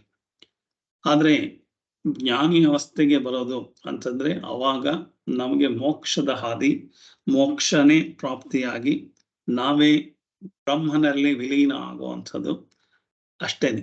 ಯಾವುದೋ ಕನಕದಾಸ ಸಿನಿಮಾದಲ್ಲಿ ಕನಕದಾಸು ಸತ್ ಮೇಲೆ ಅವರಿಂದ ಒಂದು ಜ್ಯೋತಿ ಹೋಗ್ಬಿಟ್ಟು ಅದ್ಯಾವುದೋ ಕೃಷ್ಣನ ವಿಗ್ರಹದಲ್ಲಿ ಹೋಗಿ ಸೇರ್ಕೊಂಡ್ಬಿಟ್ಟು ಅದೆಲ್ಲ ಸಿನಿಮಾದಲ್ಲಿ ತೋರ್ಸೋದಕ್ಕೆ. ಆತರ ಯಾವ ಕೃತ್ಯಗಳು ನಡೆಯಕ್ ಸಾಧ್ಯ ಇಲ್ಲ. ಆತರ ಯಾವುದೂ ಆಗಲ್ಲ. ಆ ಜ್ಯೋತಿ ಹೋಗಿ ಸೇರ್ಕೊಳ್ಳೋದು, ಆತರ ಹೋಗಿ ದೇಹ ಬಿಟ್ಬಿಟ್ಟು ಹೋಗಿ ಅಲ್ಲೇನೋ ಮಾಡೋದು, ಅದೆಲ್ಲ ಏನಿರಲ್ಲ. ಅದೆಲ್ಲದುವೆ ಹೇಳ್ಬೋದು ಯಾರಾದ್ರೂ, ನಮ್ಗೆ ರೋಚಕವಾಗಿರುತ್ತೆ, ಅದಕ್ಕೆ ನಂಬಿಕೆನೂ ಬರಬಹುದು. ಆದ್ರೆ ಜ್ಞಾನ ಬರದಲೇನೆ ಮೋಕ್ಷ ಇಲ್ಲ. ನೀವೇ ಜ್ಞಾನ ಬರ್ಬೇಕಂದ್ರೆ ವೇದಗಳು ಓದ್ಬೇಕಾ, ಉಪನಿಷತ್ತು ಓದ್ಬೇಕಾ? ಅದ್ರ ಜ್ಞಾನ ಒಂದಿದ್ರೆ ಸಾಕು. ನಿಮ್ಗೆ ಏನು ಓದ್ದಲೇ ಇದ್ರೂ ಪರವಾಗಿಲ್ಲ, ಸಂಸ್ಕೃತ ಬರ್ದಲೇ ಇದ್ರೂ ಪರವಾಗಿಲ್ಲ, ಯಾವುದು ತಿಳ್ಕೊಳ್ಳದಲೇ ಇದ್ರೂ ಪರವಾಗಿಲ್ಲ. ಆದ್ರೆ ಸರಿಯಾಗಿ ಜ್ಞಾನ ತಿಳ್ಕೊಳ್ಳೋ ಹಂಗ ಆದ್ರೆ ಆ ತರ ಜ್ಞಾನ ಬಂದಾಗ ಆಗತ್ತೆ. ಆ ಜ್ಞಾನ ತಿಳ್ಕೊಳ್ಳೋದಕ್ಕೆ ಇರೋದು ಒಂದೇ ಮಾರ್ಗ ಅಂತಂದ್ರೆ ತಿರ್ಗಾ ವೇದ ಉಪನಿಷತ್ತಲ್ಲೇ ಬರ್ದಿರೋದ್ರಿಂದ ಅದನ್ನ ನನಗೆ ಓದಕ್ಕಾಗ್ದೇನೆ ಇದ್ರು ಯಾರು ಓದಿ ಹೇಳಿ ಅದ್ರದ ಅರ್ಥನ ಅರ್ಥೈಸ್ಕೊಂಡು ಅದರಲ್ಲೇ ನಾನು ಜೀವನವಾಗಿ ಮಗ್ನನಾಗಿ ಜೀವನ ಮಾಡ್ತಾ ಮಾಡ್ತಾ ನನಗೆ ಮೋಕ್ಷ ಸಿಗುತ್ತೆ. ಸೊ ಇಲ್ಲ ಅಂತಂದ್ರೆ ನಾವು ಇದೇ ಸಂಸಾರದಲ್ಲೇ ಒದ್ದಾಡ್ತಾ ಇರ್ತೀವಿ. ಸೊ ಇದು ಹೇಗೆ ಅಂತಂದ್ರೆ ಎಲ್ರೂ ಒಟ್ಟಿಗೆ ನಾವು ಇದಕ್ಕೆ ಹೋಗ್ಬಿಡೋಣ ಯಾವ್ದೋ ಮೋಕ್ಷಕ್ಕೆ ಅಂತಂದ್ರೆ ಅದೆಲ್ಲ ಆಗಕ್ ಸಾಧ್ಯ ಇಲ್ಲ. ಅವ್ರವ್ರ ಕರ್ಮಕ್ಕೆ ಸರಿಯಾಗಿ ಅವ್ರವ್ರ ಮೋಕ್ಷಕ್ಕೆ ಎಲ್ರೂ ಮೋಕ್ಷ ಒಟ್ಟಿಗೆ ಪಡ್ಕೊಳ್ಳೋದಕ್ಕೆ ಆಗಲ್ಲ. ಇದು ಹೇಗೆ ಅಂತಂದ್ರೆ ಒಂದು ರಾಕೆಟ್ ಒಂದು ಸ್ಯಾಟಲೈಟ್ ಅಂತ ಇದೆ ಅಂತಂದ್ರೆ ಸ್ಯಾಟಲೈಟ್ ನ ತಗೊಂಡು ಹೋಗೋದಕ್ಕೆ ರಾಕೆಟ್ ಇದೆ. ಅಂದ್ರೆ ರಾಕೆಟ್ ಭೂಮಿ ಮೆಟೀರಿಯಲ್ ಇಂದನೇ ತಯಾರು ಮಾಡಿರೋವಂಥದ್ದು, ಸ್ಯಾಟಲೈಟ್ ಭೂಮಿಯಲ್ಲಿರೋ ಮೆಟೀರಿಯಲ್ ಇಂದನೇ ತಯಾರು ಮಾಡಿರೋವಂಥದ್ದು. ಸ್ಯಾಟಲೈಟ್ ಅಲ್ಲಿ ಎಷ್ಟು ಎತ್ತರ ಇರುತ್ತೆ, ಎಷ್ಟು ಆಳ ಇರುತ್ತೆ, ಎಷ್ಟು ಉದ್ದ ಇರುತ್ತೆ, ಎಷ್ಟೊಂದು ಭಾರ ಇರುತ್ತೆ. ಆ ಸ್ಯಾಟಲೈಟ್ ಅಲ್ಲಿ ಕೆಳಗಡೆ 4 ಬರ್ನಿಂಗ್ ಸ್ಟವ್ ತರ ಇರುತ್ತೆ, 4. ಸೊ ಅದೆಲ್ಲದುವೆ ಬೆಂಕಿ ಹಚ್ಚಬೇಕು. ರಾಕೆಟ್ ಒಳಗೆ ಸ್ಯಾಟಲೈಟ್ ತುದಿನಲ್ಲಿ ಟೋಪಿನಲ್ಲಿ ಸ್ಯಾಟಲೈಟ್ ನ ಕೂರಿಸಿದ್ರೆ ಆ ಸ್ಯಾಟಲೈಟ್ ಗುರುತ್ವಾಕರ್ಷಣ ಶಕ್ತಿನ ಭೇದಿಸ್ಕೊಂಡು ಈ ಭೂಲೋಕದಿಂದನೇ ಆಚೆಗೆ ಹೋಗ್ಬೇಕಾದ್ರೆ ಈ ಗುರುತ್ವಾಕರ್ಷಣ ಶಕ್ತಿಯಿಂದ ಆಚೆಗೆ ಹೋಗುವ ಸ್ಪೀಡಲ್ಲಿ ರಾಕೆಟ್ ಹೋಗ್ಬೇಕು. ಆ ರಾಕೆಟ್ ಹೋಗಿ ಹೊತ್ಕೊಂಡು ಹೋಗ್ತಾ ಇದೆ ಅಷ್ಟೇ ಹೊರತು ಆ ರಾಕೆಟ್ ಎಲ್ಲೂ ಹೋಗ್ತಾ ಇಲ್ಲ. ರಾಕೆಟ್ ಹೋಗ್ತಾ ಹೋಗ್ತಾ ಹೋಗ್ತಾ ಆ ಹೊರಗಡೆ ಇರೋ 4 ಫ್ಯೂಯಲ್ ಏನಿದೆ ಅದೆಲ್ಲ ಚೇಂಬರ್ ಎಲ್ಲ ಒಂದೊಂದೇ ಕಳಿಸ್ಕೊಳ್ತಾ ಹೋಗುತ್ತೆ. ಅದಾದ್ಮೇಲೆ ಒಂದು 7-8 ಸ್ಟೇಜಸ್ ಫ್ಯೂಯಲ್ ಇರುತ್ತೆ. ಅದು ಒಂದೊಂದೇ ಕಳಚಿ ಕೊನೆಗೆ ಟೋಪಿ ಮಾತ್ರ ಇರುತ್ತೆ. ಆ ಟೋಪಿಗೂ ಒಂದಿಷ್ಟು ಫ್ಯೂಯಲ್ ಇರುತ್ತೆ. ಆ ಫ್ಯೂಯಲ್ ಆ ಗುರುತ್ವಾಕರ್ಷಣ ಶಕ್ತಿಯಿಂದ ಆಚೆ ಹೋದ್ಮೇಲೆ ಅಲ್ಲಿ ಸ್ಯಾಟಲೈಟ್ ಓಪನ್ ಆಗಿ ಅಲ್ಲಿ ಅದ್ರ ಪಾಡ್ಗದು ಸ್ವಚ್ಛಂದವಾಗಿ ಹಾರ್ತಾ ಇರುತ್ತೆ. ಅಂದ್ರೆ ಇವೆಲ್ಲ ಇದೆಯಲ್ಲ ಸರ್, ಮತ್ತೆ ಇಷ್ಟೆಲ್ಲ ರಾಕೆಟ್ ಹೌದು. ಅದೇ ತರ ನಮ್ಮ ಸಂಸಾರ, ಅಣ್ಣ ತಮ್ಮ ಅಕ್ಕ ತಂಗಿ ಏನೇನಿದೆ, ನಮ್ಮ ಸ್ಯಾಟಲೈಟ್ ಲಾಂಚ್ ಮಾಡೋದು ಅಂತಂದ್ರೆ ನಮಗೆ ಮೋಕ್ಷ ಪದಕ್ಕೆ ಹೋಗ್ಬೇಕೇ ಹೊರತು ನಾವು ಇದೆಲ್ಲ ಇದೆ ಅಂತ ಇದಕ್ಕೆ ಅಂಟ್ಕೊಂಡಿದ್ರೆ ಸ್ಯಾಟಲೈಟ್ ಆ ರಾಕೆಟ್ ಜೊತೆ ಅದು ಬರ್ನ್ ಆಗಿ ಅಲ್ಲೇ ಸತ್ತೋಗುತ್ತೆ, ಅಲ್ಲೇ ಬಿದ್ದೋಗುತ್ತೆ. ಸೊ ತಿರ್ಗಾ ನಾವು ಇನ್ನೊಂದು ರಾಕೆಟ್ ಆಗ್ಬೇಕು, ಇನ್ನೊಂದು ಸ್ಯಾಟಲೈಟ್ ಆಗ್ಬೇಕು. ಆ ತರ ಹೋಗಿ ಸ್ಯಾಟಲೈಟ್ ಲಾಂಚ್ ಆಗುತ್ತಲ್ಲ, ಆ ತರ ನಾವು ಮೋಕ್ಷಕ್ಕೆ ಹೋಗ್ಬೇಕಾದ್ರೆ ನಮ್ಮ ಸಂಸಾರ ಬಂಧನಗಳು ಇವೆಲ್ಲ ಇದೆ ಚೆನ್ನಾಗಿದೆ, ಇದೆಲ್ಲದೂ ಒಂದೊಂದು ಕಳಚ್ಕೊಳ್ತಾ ಹೋಗುತ್ತೆ. ರಾಕೆಟ್ ಅಲ್ಲಿ ಹೇಗೆ ಒಂದೊಂದೇ ಫ್ಯೂಯಲ್ ಚೇಂಬರ್ಗಳು ಬಿದ್ದು ಹೋಗ್ತಾ ಇರುತ್ತೆ. ಮೊದಲು 4 ಸಣ್ಣ ಚೇಂಬರ್ ಇರುತ್ತೆ, ನೆಲದ ಮೇಲಿಂದ ಸ್ವಲ್ಪ ದೂರ ಹೋದ್ಮೇಲೆ 4 ಬಿದ್ದೋಗುತ್ತೆ. ಆಮೇಲೆ ದೊಡ್ಡ ಚೇಂಬರ್ಗಳು ಆನ್ ಆಗುತ್ತೆ. ಆಮೇಲೆ ತುದಿನಲ್ಲಿರೋದು ಲಾಸ್ಟ್. ಆ ಥರದ್ದೆಲ್ಲ ಫ್ಯೂಯಲ್ ಬರ್ನ್ ಆದ್ಮೇಲೆ ಅದೇ ಕಳಚ್ಕೊಂಡು ಬೀಳ್ತಾ ಇರುತ್ತೆ. ಹಾಗೆ ನಮ್ಮನ್ನು ಎಲ್ಲ ಕಳಚ್ಕೊಂಡು ಬೀಳಬೇಕು. ಕೊನೆಗೆ ಅಹಂಕಾರ ಮಮಕಾರ ಎಲ್ಲ ಕಳಚ್ಕೊಂಡು ಬಿದ್ದ ಮೇಲೆ ಅದು ಸ್ಯಾಟಲೈಟ್ ಫ್ರೀ ಆಗಿ ಹೇಗೆ ಸ್ವಚ್ಛಂದವಾಗಿ ಹಾರ್ತಾ ಇದೆ, ಯಾವ ಭೂಮಿಯ ಗೊಡವೆ ಇಲ್ದಲೇನೆ ಹೇಗೆ ಹಾರುತ್ತೆ, ಆ ಥರ ನಮ್ದು ಮುಕ್ತಿ ಪಥ ಅಂತಂದ್ರೆ ಆ ಥರ ಅದು. ಆ ಮುಕ್ತಿ ಪಥ ಅಂದ್ರೆ ನಾವೇ ಸ್ಯಾಟಲೈಟ್ ತರ ಹಾರೋಗೋಗೋದಿಲ್ಲ, ಇದೇ ಭೂಮಿನಲ್ಲೇ ಇರೋ ಜಾಗದಲ್ಲೇ ಇದ್ದು ನಮ್ಮ ಮನಸ್ಥಿತಿ ಆ ಥರ ಆಗ್ಬೇಕು, ಯಾವುದಕ್ಕೂ ಅಂಟ್ಕೊಳ್ದಲ್ಲೇ ತರ. ಸೊ ಅದಕ್ಕೆ ಬೇಕಾಗುವಂಥದ್ದೇನೆ ಜ್ಞಾನ. ಆ ಜ್ಞಾನಕ್ಕೆ ಬಂದಾದ್ಮೇಲೆ ಇಷ್ಟೆಲ್ಲ ತಿಳ್ಕೊಂಡಾದ್ಮೇಲೆ ತತ್ವ ಓದದ್ದು. ಕೊನೆಯದಾಗಿ ಕರ್ಮ ಸಿದ್ಧಾಂತ ಅಂತ ಹೇಳಿದ್ದಾರೆ. ಆ ಕರ್ಮ ಸಿದ್ಧಾಂತನ ಲಾಸ್ಟ್ ಕ್ಲಾಸಲ್ಲಿ ಶುರು ಮಾಡಿದ್ವಿ. ಇನ್ನೂ ಒಂದು 3 ಅಥವಾ 4 ಕ್ಲಾಸ್ ಆಗ್ಬೋದು, ಯಾಕೆಂದ್ರೆ ತುಂಬಾ ದೊಡ್ಡ ಟಾಪಿಕ್ ಇದು. ಎಲ್ಲಾ ಟಾಪಿಕ್ಗಳು ದೊಡ್ಡದೇನೆ. ಜಗತ್ತಿನ ವಿಚಾರನೂ 5-6 ಕ್ಲಾಸೋ 7 ಕ್ಲಾಸೋ 8 ಕ್ಲಾಸೋ ಆಗುತ್ತೆ. ಆತ್ಮ ವಿಚಾರ ತುಂಬಾ ಜಾಸ್ತಿ ಆಯ್ತು. ಹಾಗೆ ಎಲ್ಲ ವಿಚಾರಗಳು ಜಾಸ್ತಿ ಇರುವಂತ ವಿಚಾರಗಳು. ಸೊ ಇಲ್ಲಿ ಬ್ರಹ್ಮಜ್ಞಾನ ಪಡ್ಕೊಳ್ಳೋ ತನಕ, ಅಂದ್ರೆ ಐಕ್ಯ ವಿಚಾರ ಹೇಳಿದ್ಮೇಲೆ ಬ್ರಹ್ಮಜ್ಞಾನ ಪಡ್ಕೊಂಡ್ರೆ ಏನಾಗುತ್ತೆ ಅಂತಂದ್ರೆ, ನಿಮಗೆ ಈ ಬಂಧನ ಏನಿದೆ ಸಂಸಾರ ಬಂಧನದಿಂದ ಮುಕ್ತಿ ಆಗತ್ತೆ ಅಂತ ಹೇಳುವಾಗ ನಿಖಿಲ ಕರ್ಮ ಬಂಧ ವಿನಿರ್ಮುಕ್ತ ಸ್ಯಾತ್ ಅಂತ ಹೇಳಿ ನಿಲ್ಲಿಸ್ಬಿಟ್ಟಿದ್ರು. ಅದಾದ್ಮೇಲೆ ಕರ್ಮ ಸಿದ್ಧಾಂತನ ಶುರು ಮಾಡಿದ್ದಾರೆ. ಅದರೊಳಗೆ ಏನ್ ಹೇಳ್ತಾರೆ ಅನ್ನೋದನ್ನ ಲಾಸ್ಟ್ ಕ್ಲಾಸಲ್ಲಿ ಹೇಳಿದ್ದೆ, 2 ಕ್ಲಾಸಲ್ಲಿ ಹೇಳಿದ್ದೆ ಅಂತ ಕಾಣುತ್ತೆ, ಅಥವಾ 1 ಕ್ಲಾಸಲ್ಲಿ ಹೇಳಿದ್ದೆ, ನೋಡೋಣ. ಸೊ ಮುಂದಕ್ಕೆ ಹೋಗೋಣ. ಇಲ್ಲಿಂದ ಮುಂದಕ್ಕೆ ಮುಂಚೆ ತತ್ವಬೋಧದ ಮಂಗಳಾಚರಣೆ ಶ್ಲೋಕ ಹೇಳೋಣ.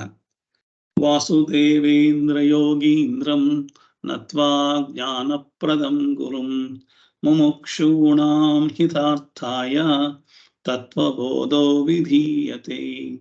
ತತ್ವಬೋಧೋ ವಿಧೀಯತೆ.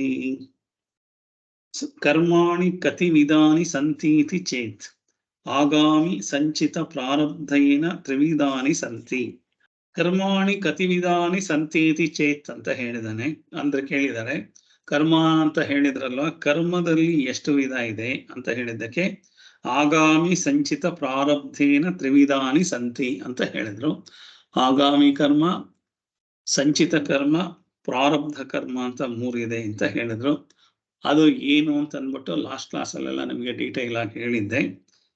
ಸೊ ಒಂದ್ಸಲ ಅದನ್ನು ಒಂದು 2 ನಿಮಿಷದಲ್ಲಿ, ಒಂದು 5 ನಿಮಿಷದಲ್ಲಿ ಅದನ್ನು ಒಂದ್ ಸ್ವಲ್ಪ ಮನನ ಮಾಡಿಕೊಂಡು, ಯಾವಾಗ್ಲೂ ಈ ವೇದಾಂತ ಕ್ಲಾಸ್ಗಳು ಒಂದು ಹಳೆಯದು ಒಂದು 10 ನಿಮಿಷ 15 ನಿಮಿಷ ಶ್ರವಣ ಮನನ ಮಾಡಿ ಹೊಸ ಟಾಪಿಕ್ಗೆ ಹೊಸ ಪೀಠಿಕೆ ಆಗ್ಬೇಕು.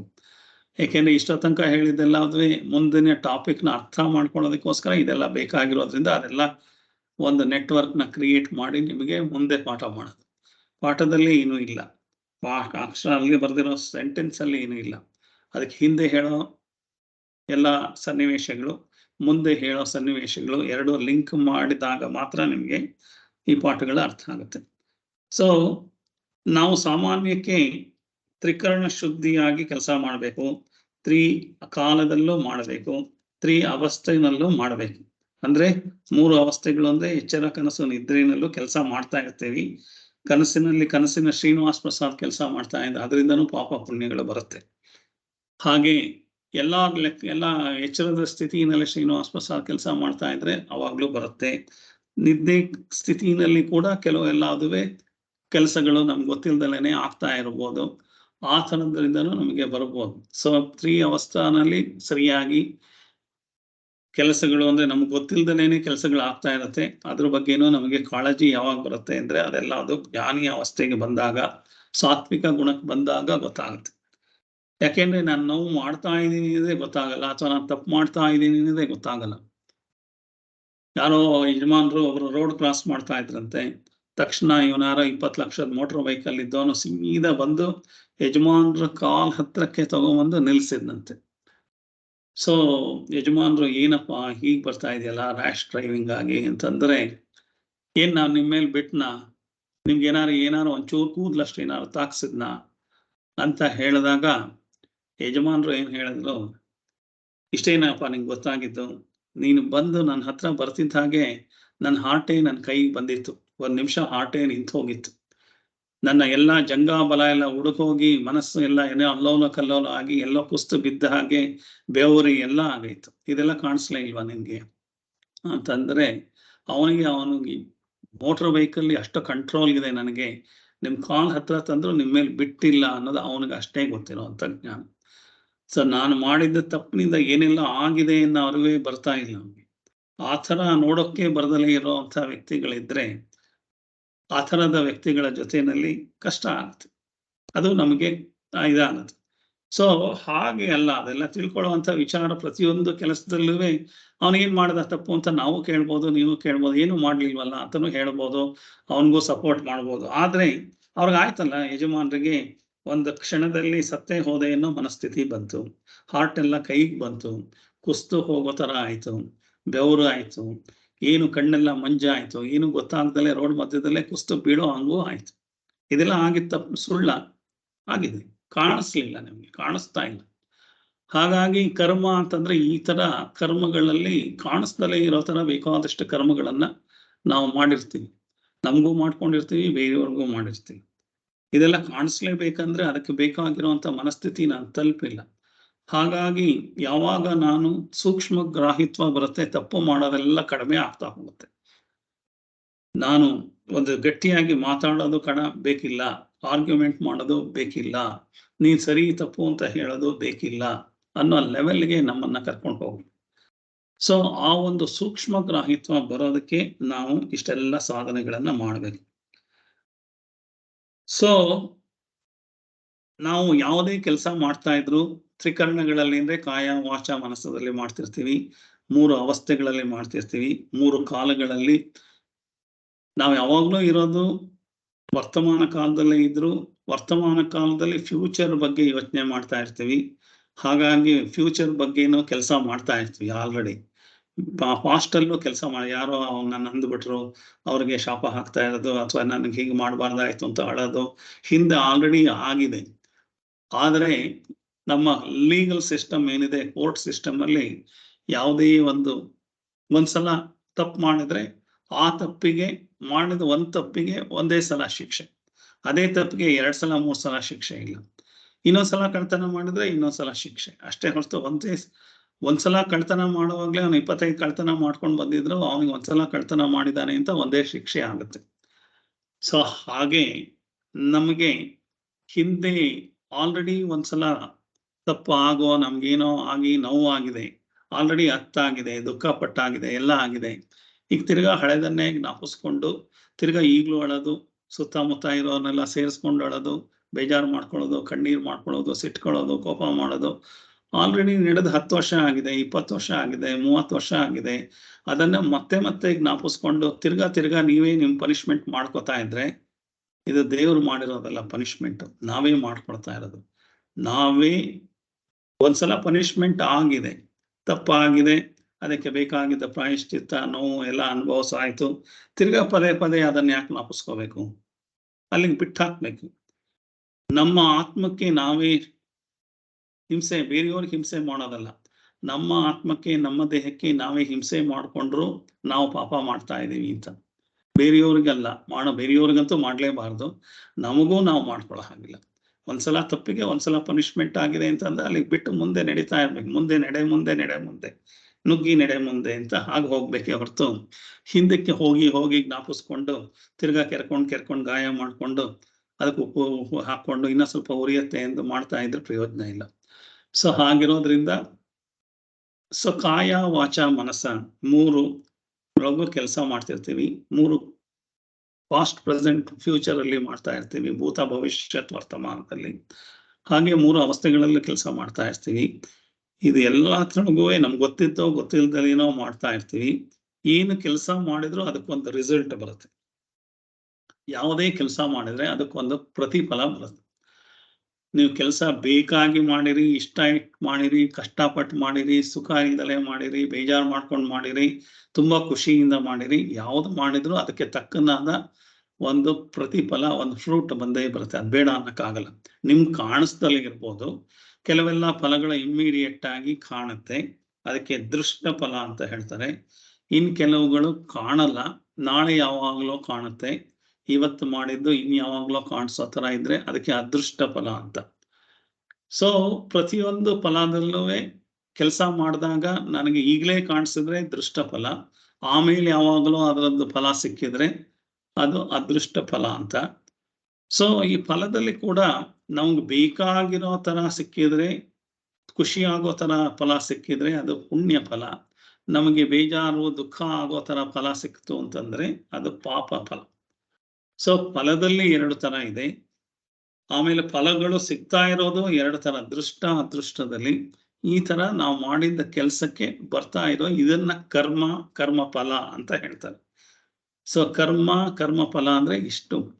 ಸೊ ಅದಾದ್ಮೇಲೆ ಅದರಲ್ಲಿ 3 ತರ ಕರ್ಮ ಇದೆ ಅಂತ ಹೇಳಿದ್ರು. ಸಂಚಿತ ಕರ್ಮ, ಪ್ರಾರಬ್ಧ ಕರ್ಮ, ಆಗಾಮಿ ಕರ್ಮ ಅಂತ. ಅದನ್ನ ಹೇಳೋದಕ್ಕೆ ಲಾಸ್ಟ್ ಕ್ಲಾಸಲ್ಲಿ ನಿಮಗೆ ಬ್ಯಾಂಕ್ ಬಗ್ಗೆ ಎಲ್ರಿಗೂ ಗೊತ್ತಿರೋದ್ರಿಂದ ಬ್ಯಾಂಕ್ ಪಾಸ್ಬುಕ್ ಬಗ್ಗೆ ಹೇಳ್ತಾ ಇದ್ದೆ. ಸೊ ಬ್ಯಾಂಕ್ ಪಾಸ್ಬುಕ್ ಒಂದು ಅಕೌಂಟ್ SBI ಅಕೌಂಟ್ ಓಪನ್ ಮಾಡಿದ್ರೆ ಒಂದು ಪಾಸ್ಬುಕ್ ಓಪನ್ ಆಗುತ್ತೆ. ಸೊ ಪಾಸ್ಬುಕ್ ಓಪನ್ ಆದ್ಮೇಲೆ ಬ್ಯಾಂಕಲ್ಲಿ ಏನೆಲ್ಲ ಟ್ರಾನ್ಸಾಕ್ಷನ್ ಮಾಡ್ತೀವಿ, ಒಂದು ಡಿಪಾಸಿಟ್ ಇರ್ತೀವಿ ಅಥವಾ ಇನ್ವೆಸ್ಟ್ಮೆಂಟ್ ಮಾಡ್ತೀವಿ, ಇಲ್ಲ ಇನ್ನೊಂದು ಸಾಲ ತಗೊಳ್ತೀವಿ. ಅದ್ ಬಿಟ್ರೆ ಇನ್ನೇನ್ ಮಾಡ್ತೀವಿ? ಇನ್ನೇನು ಮಾಡಲ್ಲ. ಅಥವಾ ಯಾರಿಗೋ ದುಡ್ಡು ಟ್ರಾನ್ಸ್ಫರ್ ಮಾಡ್ತೀವಿ, ಯಾರಿಂದ ನಮಗೆ ದುಡ್ಡು ಬರುತ್ತೆ, ಈ ತರ ಇರಬಹುದು. ನಾವೇ ಹಾಕೋ ದುಡ್ಡು ಅಲ್ದೇ ನಮ್ಗೆ ಯಾರ್ದಾರ ದುಡ್ಡು ಬರುತ್ತೆ, ಅಥವಾ ನಾವ್ ಯಾರಿಗೋ ದುಡ್ಡು ಕಳಿಸ್ಬೇಕು, ಈ ತರ ಟ್ರಾನ್ಸಾಕ್ಷನ್ಗಳೆಲ್ಲ ಆಗುತ್ತೆ. ಸೇಮ್ ಥಿಂಗ್ ಆಗೋದು ನಮ್ಮ ಕರ್ಮ ಥಿಯರಿನಲ್ಲೂ ಇದೇ ಆಗ್ತಾ ಇದೆ. ಸೊ ಒಂದು SBI ಅಕೌಂಟ್ ಅಂತ ಇದೆ ಅಂತಂದ್ರೆ ಆ SBI ಅಕೌಂಟ್ ಪಾಸ್ಬುಕ್ ಈಗ ಶುರು ಮಾಡಿದಿರ 2021 ಶುರು ಮಾಡಿದ್ರಿ ನಿಮ್ ಪಾಸ್ಬುಕ್. ಸೊ ಶುರು ಮಾಡ್ತಿದ್ದಾಗೆ ಬೇಕಾದಷ್ಟು ಟ್ರಾನ್ಸಾಕ್ಷನ್ಗಳೆಲ್ಲ ಆಯ್ತು, ಎಂಟ್ರಿ ಆಗ್ತಿದ್ದಾಗೆ ಪಾಸ್ಬುಕ್ ಫುಲ್ ಆಗೋಯ್ತು. ಇನ್ನೊಂದು ಪಾಸ್ಬುಕ್ ಕೊಟ್ರು. ಸೊ ಇನ್ನೊಂದು ಪಾಸ್ಬುಕ್ ಕೊಟ್ರೆ ಹೊಸದಾಗಿ ಅದರೊಳಗೆ ಎಲ್ಲಾದ್ರು ಬರೆದ್ರುವೆ ಅದ್ರೊಳಗಡೆ ತಿರ್ಗಾ ಅದೇ ಟ್ರಾನ್ಸಾಕ್ಷನ್ಗಳು ಕಂಟಿನ್ಯೂ ಆಗ್ತಾ ಇದೆ. ಹೀಗೆ ಪಾಸ್ಬುಕ್ಗಳ ಮೇಲೆ ಪಾಸ್ಬುಕ್ ಬರ್ತಾ ಇದೆ. ಆದ್ರೆ ಅದ್ರೊಳಗಿರೋ ಟ್ರಾನ್ಸಾಕ್ಷನ್ ಎಲ್ಲಾವುದು ಆಗಿದೆ, ನನ್ನ ಅಕೌಂಟ್ ಅಲ್ಲಿ ಆಗಿದೆ. ಅದ್ರೊಳಗಡೆ ಕೆಲವೆಲ್ಲದುವೆ ಪ್ರಾಫಿಟ್ ಬಂದಿದೆ, ಇಂಟ್ರೆಸ್ಟ್ ಬಂದಿದೆ. ಇನ್ ಕೆಲವು ಕಡೆ ನಾನೇ ಲಾಸ್ ಮಾಡ್ಕೊಂಡಿದ್ದೀನಿ, ಅಂದ್ರೆ ಇಂಟ್ರೆಸ್ಟ್ ಕೊಟ್ಟು ಲೋನ್ ಅಲ್ಲಿ ಕೊಟ್ಟು ಅದರಿಂದನೂ ಲಾಸ್ ಆಗಿರ್ಬೋದು. ಸೊ ಈ ತರ ಬ್ಯಾಂಕಲ್ಲಿ ಏನಾಗುತ್ತೆ, ಒಂದು ಸೇವಿಂಗ್ಸ್ ಬ್ಯಾಂಕ್ ಅಕೌಂಟ್ ಅಂತ ಇದ್ರೆ ಅದರೊಳಗೆ ನಾನು ಫಿಕ್ಸೆಡ್ ಡಿಪಾಸಿಟ್ ಇಟ್ಟರೆ ನನಗೆ ಇಂಟ್ರೆಸ್ಟ್ ಬರ್ತಾ ಇರುತ್ತೆ. ನಾನು ಲೋನ್ ತಗೊಂಡ್ರೆ ನಾನು ಲೋನ್ ಕಟ್ಟಬೇಕಾಗುತ್ತೆ. ಇನ್ ಕೆಲವು ಕಡೆ ನಾನು ಫೈನು, ಟ್ಯಾಕ್ಸು ಇದೆಲ್ಲ ಕಟ್ಟಬೇಕಾಗುತ್ತೆ, ಅದು ನನ್ನಿಂದ ಆಚೆಗೆ ಹೋಗ್ತಾ ಇರುತ್ತೆ. ಸೊ ಹಾಗಾಗಿ ಈ ತರ 3 ಆಗ್ತಾ ಇರುತ್ತೆ. ಸೊ ಈಗ ಏನಾಯ್ತೆ, SBI ಅಕೌಂಟ್ ಅಲ್ಲಿ ಇಷ್ಟೆಲ್ಲ ನಡೀತಾ ಇರುತ್ತೆ. ಸೊ ಈ SBI ಅಕೌಂಟ್ ಇಟ್ಕೊಂಡಿದ್ರು ನಾನು ಬಿಸ್ನೆಸ್ ಮಾಡ್ಬೇಕು ಅಂದ್ರೆ ಒಂದು ಕರೆಂಟ್ ಅಕೌಂಟ್ ಮಾಡ್ಬೇಕು ಅಂತ ಬರುತ್ತೆ. ಕರೆಂಟ್ ಅಕೌಂಟ್ ಅಂತಂದ್ರೆ ಈಗಿರೋಂತ ಇದು. ಸೊ ಈ SBI ಅಕೌಂಟ್ ಅಂದ್ರೆ ಹಳೆಯ ಅಕೌಂಟ್ಗಳೆಲ್ಲದು ಜೊತೆಯಲ್ಲಿ ಇರೋದ್ರಿಂದ ಅದಕ್ಕೆ ಸಂಚಿತ ಕರ್ಮ ಅಂತ ಹೇಳ್ತಾರೆ.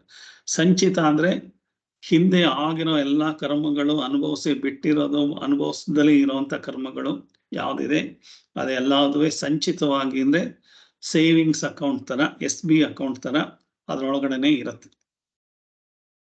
ಅದ್ರೊಳಗಡೆ ಕೆಲವು ಏನಾಗುತ್ತೆ, FD ಮಾಡಿದೀರಾ ಅಂತಂದ್ರೆ ಅದೆಲ್ಲ ಕೆಲವೆಲ್ಲ ಈಗ ಇನ್ನೊಂದು 2 ವರ್ಷ 5 ವರ್ಷದಲ್ಲಿ ಮೆಚೂರ್ ಆಗುತ್ತೆ ಅಂತಂದ್ರೆ ಅದೇ ಬೇರೆ ಮೆಚೂರ್ ಆಗಿ ಅದರಿಂದ ಬರೋ ಇಂಟ್ರೆಸ್ಟು, ಅದರಿಂದ ಬರ್ತಾ ಇರೋದು ಖರ್ಚು ವೆಚ್ಚ ಎಲ್ಲ ಮಾಡ್ಕೋತಾ ಇರ್ತೀರಾ. ಅದನ್ನ ಪ್ರಾರಬ್ಧ ಕರ್ಮ ಅಂತ ಹೇಳ್ತಾರೆ. SBI ಅಕೌಂಟ್ ಇಂದ FD ಮಾಡಬೇಕಾದ್ರೂ ನೀವು SBI ಅಕೌಂಟ್ಗೆ ದುಡ್ಡು ಹಾಕಿ SBI ಅಕೌಂಟ್ ಇಂದ FD ಅಕೌಂಟ್ಗೆ ಹೋಗಿ FD ಅಕೌಂಟ್ ಇಂದ ಇಂಟ್ರೆಸ್ಟ್ ಅದು ಇದು ಬರ್ತಾ ಇರುತ್ತೆ. ಹಾಗೆ ಸಂಚಿತ ಕರ್ಮದಿಂದ ಸ್ವಲ್ಪ ಅಮೌಂಟ್ ಪ್ರಾರಬ್ಧ ಕರ್ಮ ತರ ಬಂದು, ಅಂದ್ರೆ ಸ್ವಲ್ಪ ಅಕೌಂಟ್ ಅಲ್ಲಿ ಸ್ವಲ್ಪ ಕರ್ಮ ಪ್ರಾರಬ್ಧ ಕರ್ಮ ತರ ಈಗ ಬಂದಿದೆ, ಅದನ್ನ ನಾವು ಕರೆಂಟ್ ಅಕೌಂಟ್ ಅಂತ ಹೇಳ್ಬೋದು. ಅಂದ್ರೆ ಈ ಜನ್ಮದಲ್ಲಿ ನನಗೇನ್ ಬಂದಿದೆ ಅದನ್ನ ಪ್ರಾರಬ್ಧ ಕರ್ಮ ಅಂತ. ಅಂದ್ರೆ ನಂದು ದೊಡ್ಡ ಗಂಟಿದೆ ಸಂಚಿತ ಕರ್ಮ, ಅದರೊಳಗೆ ಒಂದು 20% ಕರ್ಮ ಈಗ ಮೆಚೂರ್ ಆಗಿದೆ. FD ಎಲ್ಲಾವುದು ಮೆಚೂರ್ ಆಗಿಲ್ಲ, ಈಗ ಒಂದು 20% ಮೆಚೂರ್ ಆಗಿರೋದು ಕರ್ಮಗಳು ಈ ಜನ್ಮಕ್ಕೆ ನನಗೆ ಅಲಾಟ್ ಆಗಿದೆ. ನಾನು ಅದನ್ನ ಕರ್ಮನ ಸವಸೋದಕ್ಕೋಸ್ಕರ ಒಂದು ಜಾಗ ಅಂತ ಹೇಳಿದ್ನಲ್ಲ, ಆ ತರ ಈಗೇನಾಯ್ತು, ಸಂಚಿತ ಕರ್ಮ ಅರ್ಥ ಆಯ್ತು ನಿಮ್ಗೆ. ಪ್ರತಿ ಕರ್ಮಗಳನ್ನು ಮಾಡ್ತಾ ಇದ್ದೀನಿ, ಮಾಡಿದ್ರದ್ದು ಎಲ್ಲಾದು ಅಕೌಂಟು ಅದರೊಳಗಡೆ ಏನ್ ಮಾಡಿದೆ ಬಿಟ್ಟೆ ಎಲ್ಲಾದು ಸೇರ್ಕೊಳ್ತಾ ಇದೆ. ಆ ಕರ್ಮಕ್ಕೆ ಕೆಲವೆಲ್ಲದು ಇಂಟ್ರೆಸ್ಟ್ ಬರುತ್ತೆ, ಕೆಲವುದು ಲಾಸ್ ಆಗುತ್ತೆ, ಕೆಲವು ಟ್ಯಾಕ್ಸು ಪೆನಾಲ್ಟಿ ಎಲ್ಲ ಕಟ್ಟೋದಿರುತ್ತೆ, ಆ ಥರದ್ದೆಲ್ಲ ಆಗ್ತಾ ಇರುತ್ತೆ. ನಾನು ಬೇಕಾಷ್ಟು ದುಡ್ಡು ಸಂಪಾದನೆ ಮಾಡಿರ್ಬೋದು, ಇದಕ್ಕಿದ್ದಾಗೆ ಆಕ್ಸಿಡೆಂಟ್ ಆಯ್ತು ಅಂತಂದ್ರೆ ಕೈಯೋ ಕಾಲ ಆಪರೇಷನ್ ಮಾಡಿಸ್ಕೊಳಕ್ಕೆ, ಕಾರ್ ರಿಪೇರಿ ಮಾಡಿಸೋದಕ್ಕೆ ಅಂತ ಇರೋ ದುಡ್ಡೆಲ್ಲ ಅದು ಕಳೆದು ಹೋಗ್ಬೋದು. ಅಂದ್ರೆ ಆ ಥರ ಎಲ್ಲಾದು ಇರುತ್ತೆ. ಹಾಗೆ ಸಂಚಿತ ಕರ್ಮದಲ್ಲಿ ಅಂದ್ರೆ ಬೇಕಾದಷ್ಟು ಕರ್ಮಗಳನ್ನು ಮಾಡಿ ಸಂಚಯ ಆಗಿರುವಂಥದ್ದು, ಸೇವ್ ಆಗಿರೋ, ನಿಮ್ಮ ಹೆಸರಲ್ಲಿ ಸೇವ್ ಆಗಿರುವಂಥದ್ದು ಅದಿದೆ. ಅದಾದ್ಮೇಲೆ ಅದ್ರೊಳಗೆ ಕೆಲವು 20% ಅಷ್ಟು ಈಗ ಮೆಚೂರ್ ಆಗಿದೆ ಅಂದ್ರೆ ಅದು ಈ ಜನ್ಮದಲ್ಲಿ ನೀನು ಪುಣ್ಯನೂ ಅನುಭವಿಸಕ್ಕೆ ಇದೆ, ಪಾಪ ಅನುಭವಿಸೋದಕ್ಕೆ ಅದಕ್ಕೆ ಅದು ಇಲ್ಲೇನೆ, ಇದು ಇಲ್ಲೇ ಆಗುತ್ತೆ. ಇಲ್ಲೇ ಸ್ವರ್ಗ, ಇಲ್ಲೇ ನರಕ, ಬೇರೆ ಏನಿಲ್ಲ ಸುಳ್ಳು ಅಂತ ಹೇಳಿದಾಗೆ ಬೇರೆ ಎಲ್ಲೂ ಇಲ್ಲ, ಇಲ್ಲೇ ಇರೋದು. ಇದೇ ಜನ್ಮದಲ್ಲಿ ಹುಟ್ಟಿದಾಗ ನನಗೆ ಏನೇನ್ ಕರ್ಮ ಅನುಭವಿಸ್ಬೇಕು, ಏನೇನ್ ಸಟ್ಟ ಅನುಭವಿಸ್ಬೇಕು, ಸುಖ ಅನುಭವಿಸ್ಬೇಕು, ಅಕಾರ್ಡಿಂಗ್ ಟು ನನ್ನ ಪ್ರಾರಬ್ಧ ಕರ್ಮ ಅಂದ್ರೆ ಯಾವ್ಯಾವ್ದು ಮೆಚೂರ್ ಆಗುತ್ತೆ ಪಾಪದ್ದು ಮೆಚೂರ್ ಆಗ್ತಿದ್ದಾಗೆ ಕಷ್ಟಗಳು ಶುರುವಾಗುತ್ತೆ, ಅದಕ್ಕೆ ಬೇಕಾಗಿರೋ ನೋವುಗಳೆಲ್ಲ ಬರ್ತಾ ಇರುತ್ತೆ. ಪುಣ್ಯದ್ದು ಮೆಚೂರ್ ಆಗ್ತಿದ್ದ ಹಾಗೇನೆ ಅಕೌಂಟು, ನಮ್ಮ ಪ್ರಾರಬ್ಧ ಕರ್ಮದಲ್ಲಿ 2 ಇದೆ, ಪುಣ್ಯದ ಅಕೌಂಟು, ಪಾಪದ ಅಕೌಂಟು. ಅದಕ್ಕೆ ತಕ್ಕನಾಗಿ ನೋವು ನಲಿವು ಎಲ್ಲ ಬರ್ತಾ ಇರುತ್ತೆ, ಇಲ್ಲ ಮಿಶ್ರ ಫಲನೂ ಬರ್ತಾ ಇರುತ್ತೆ.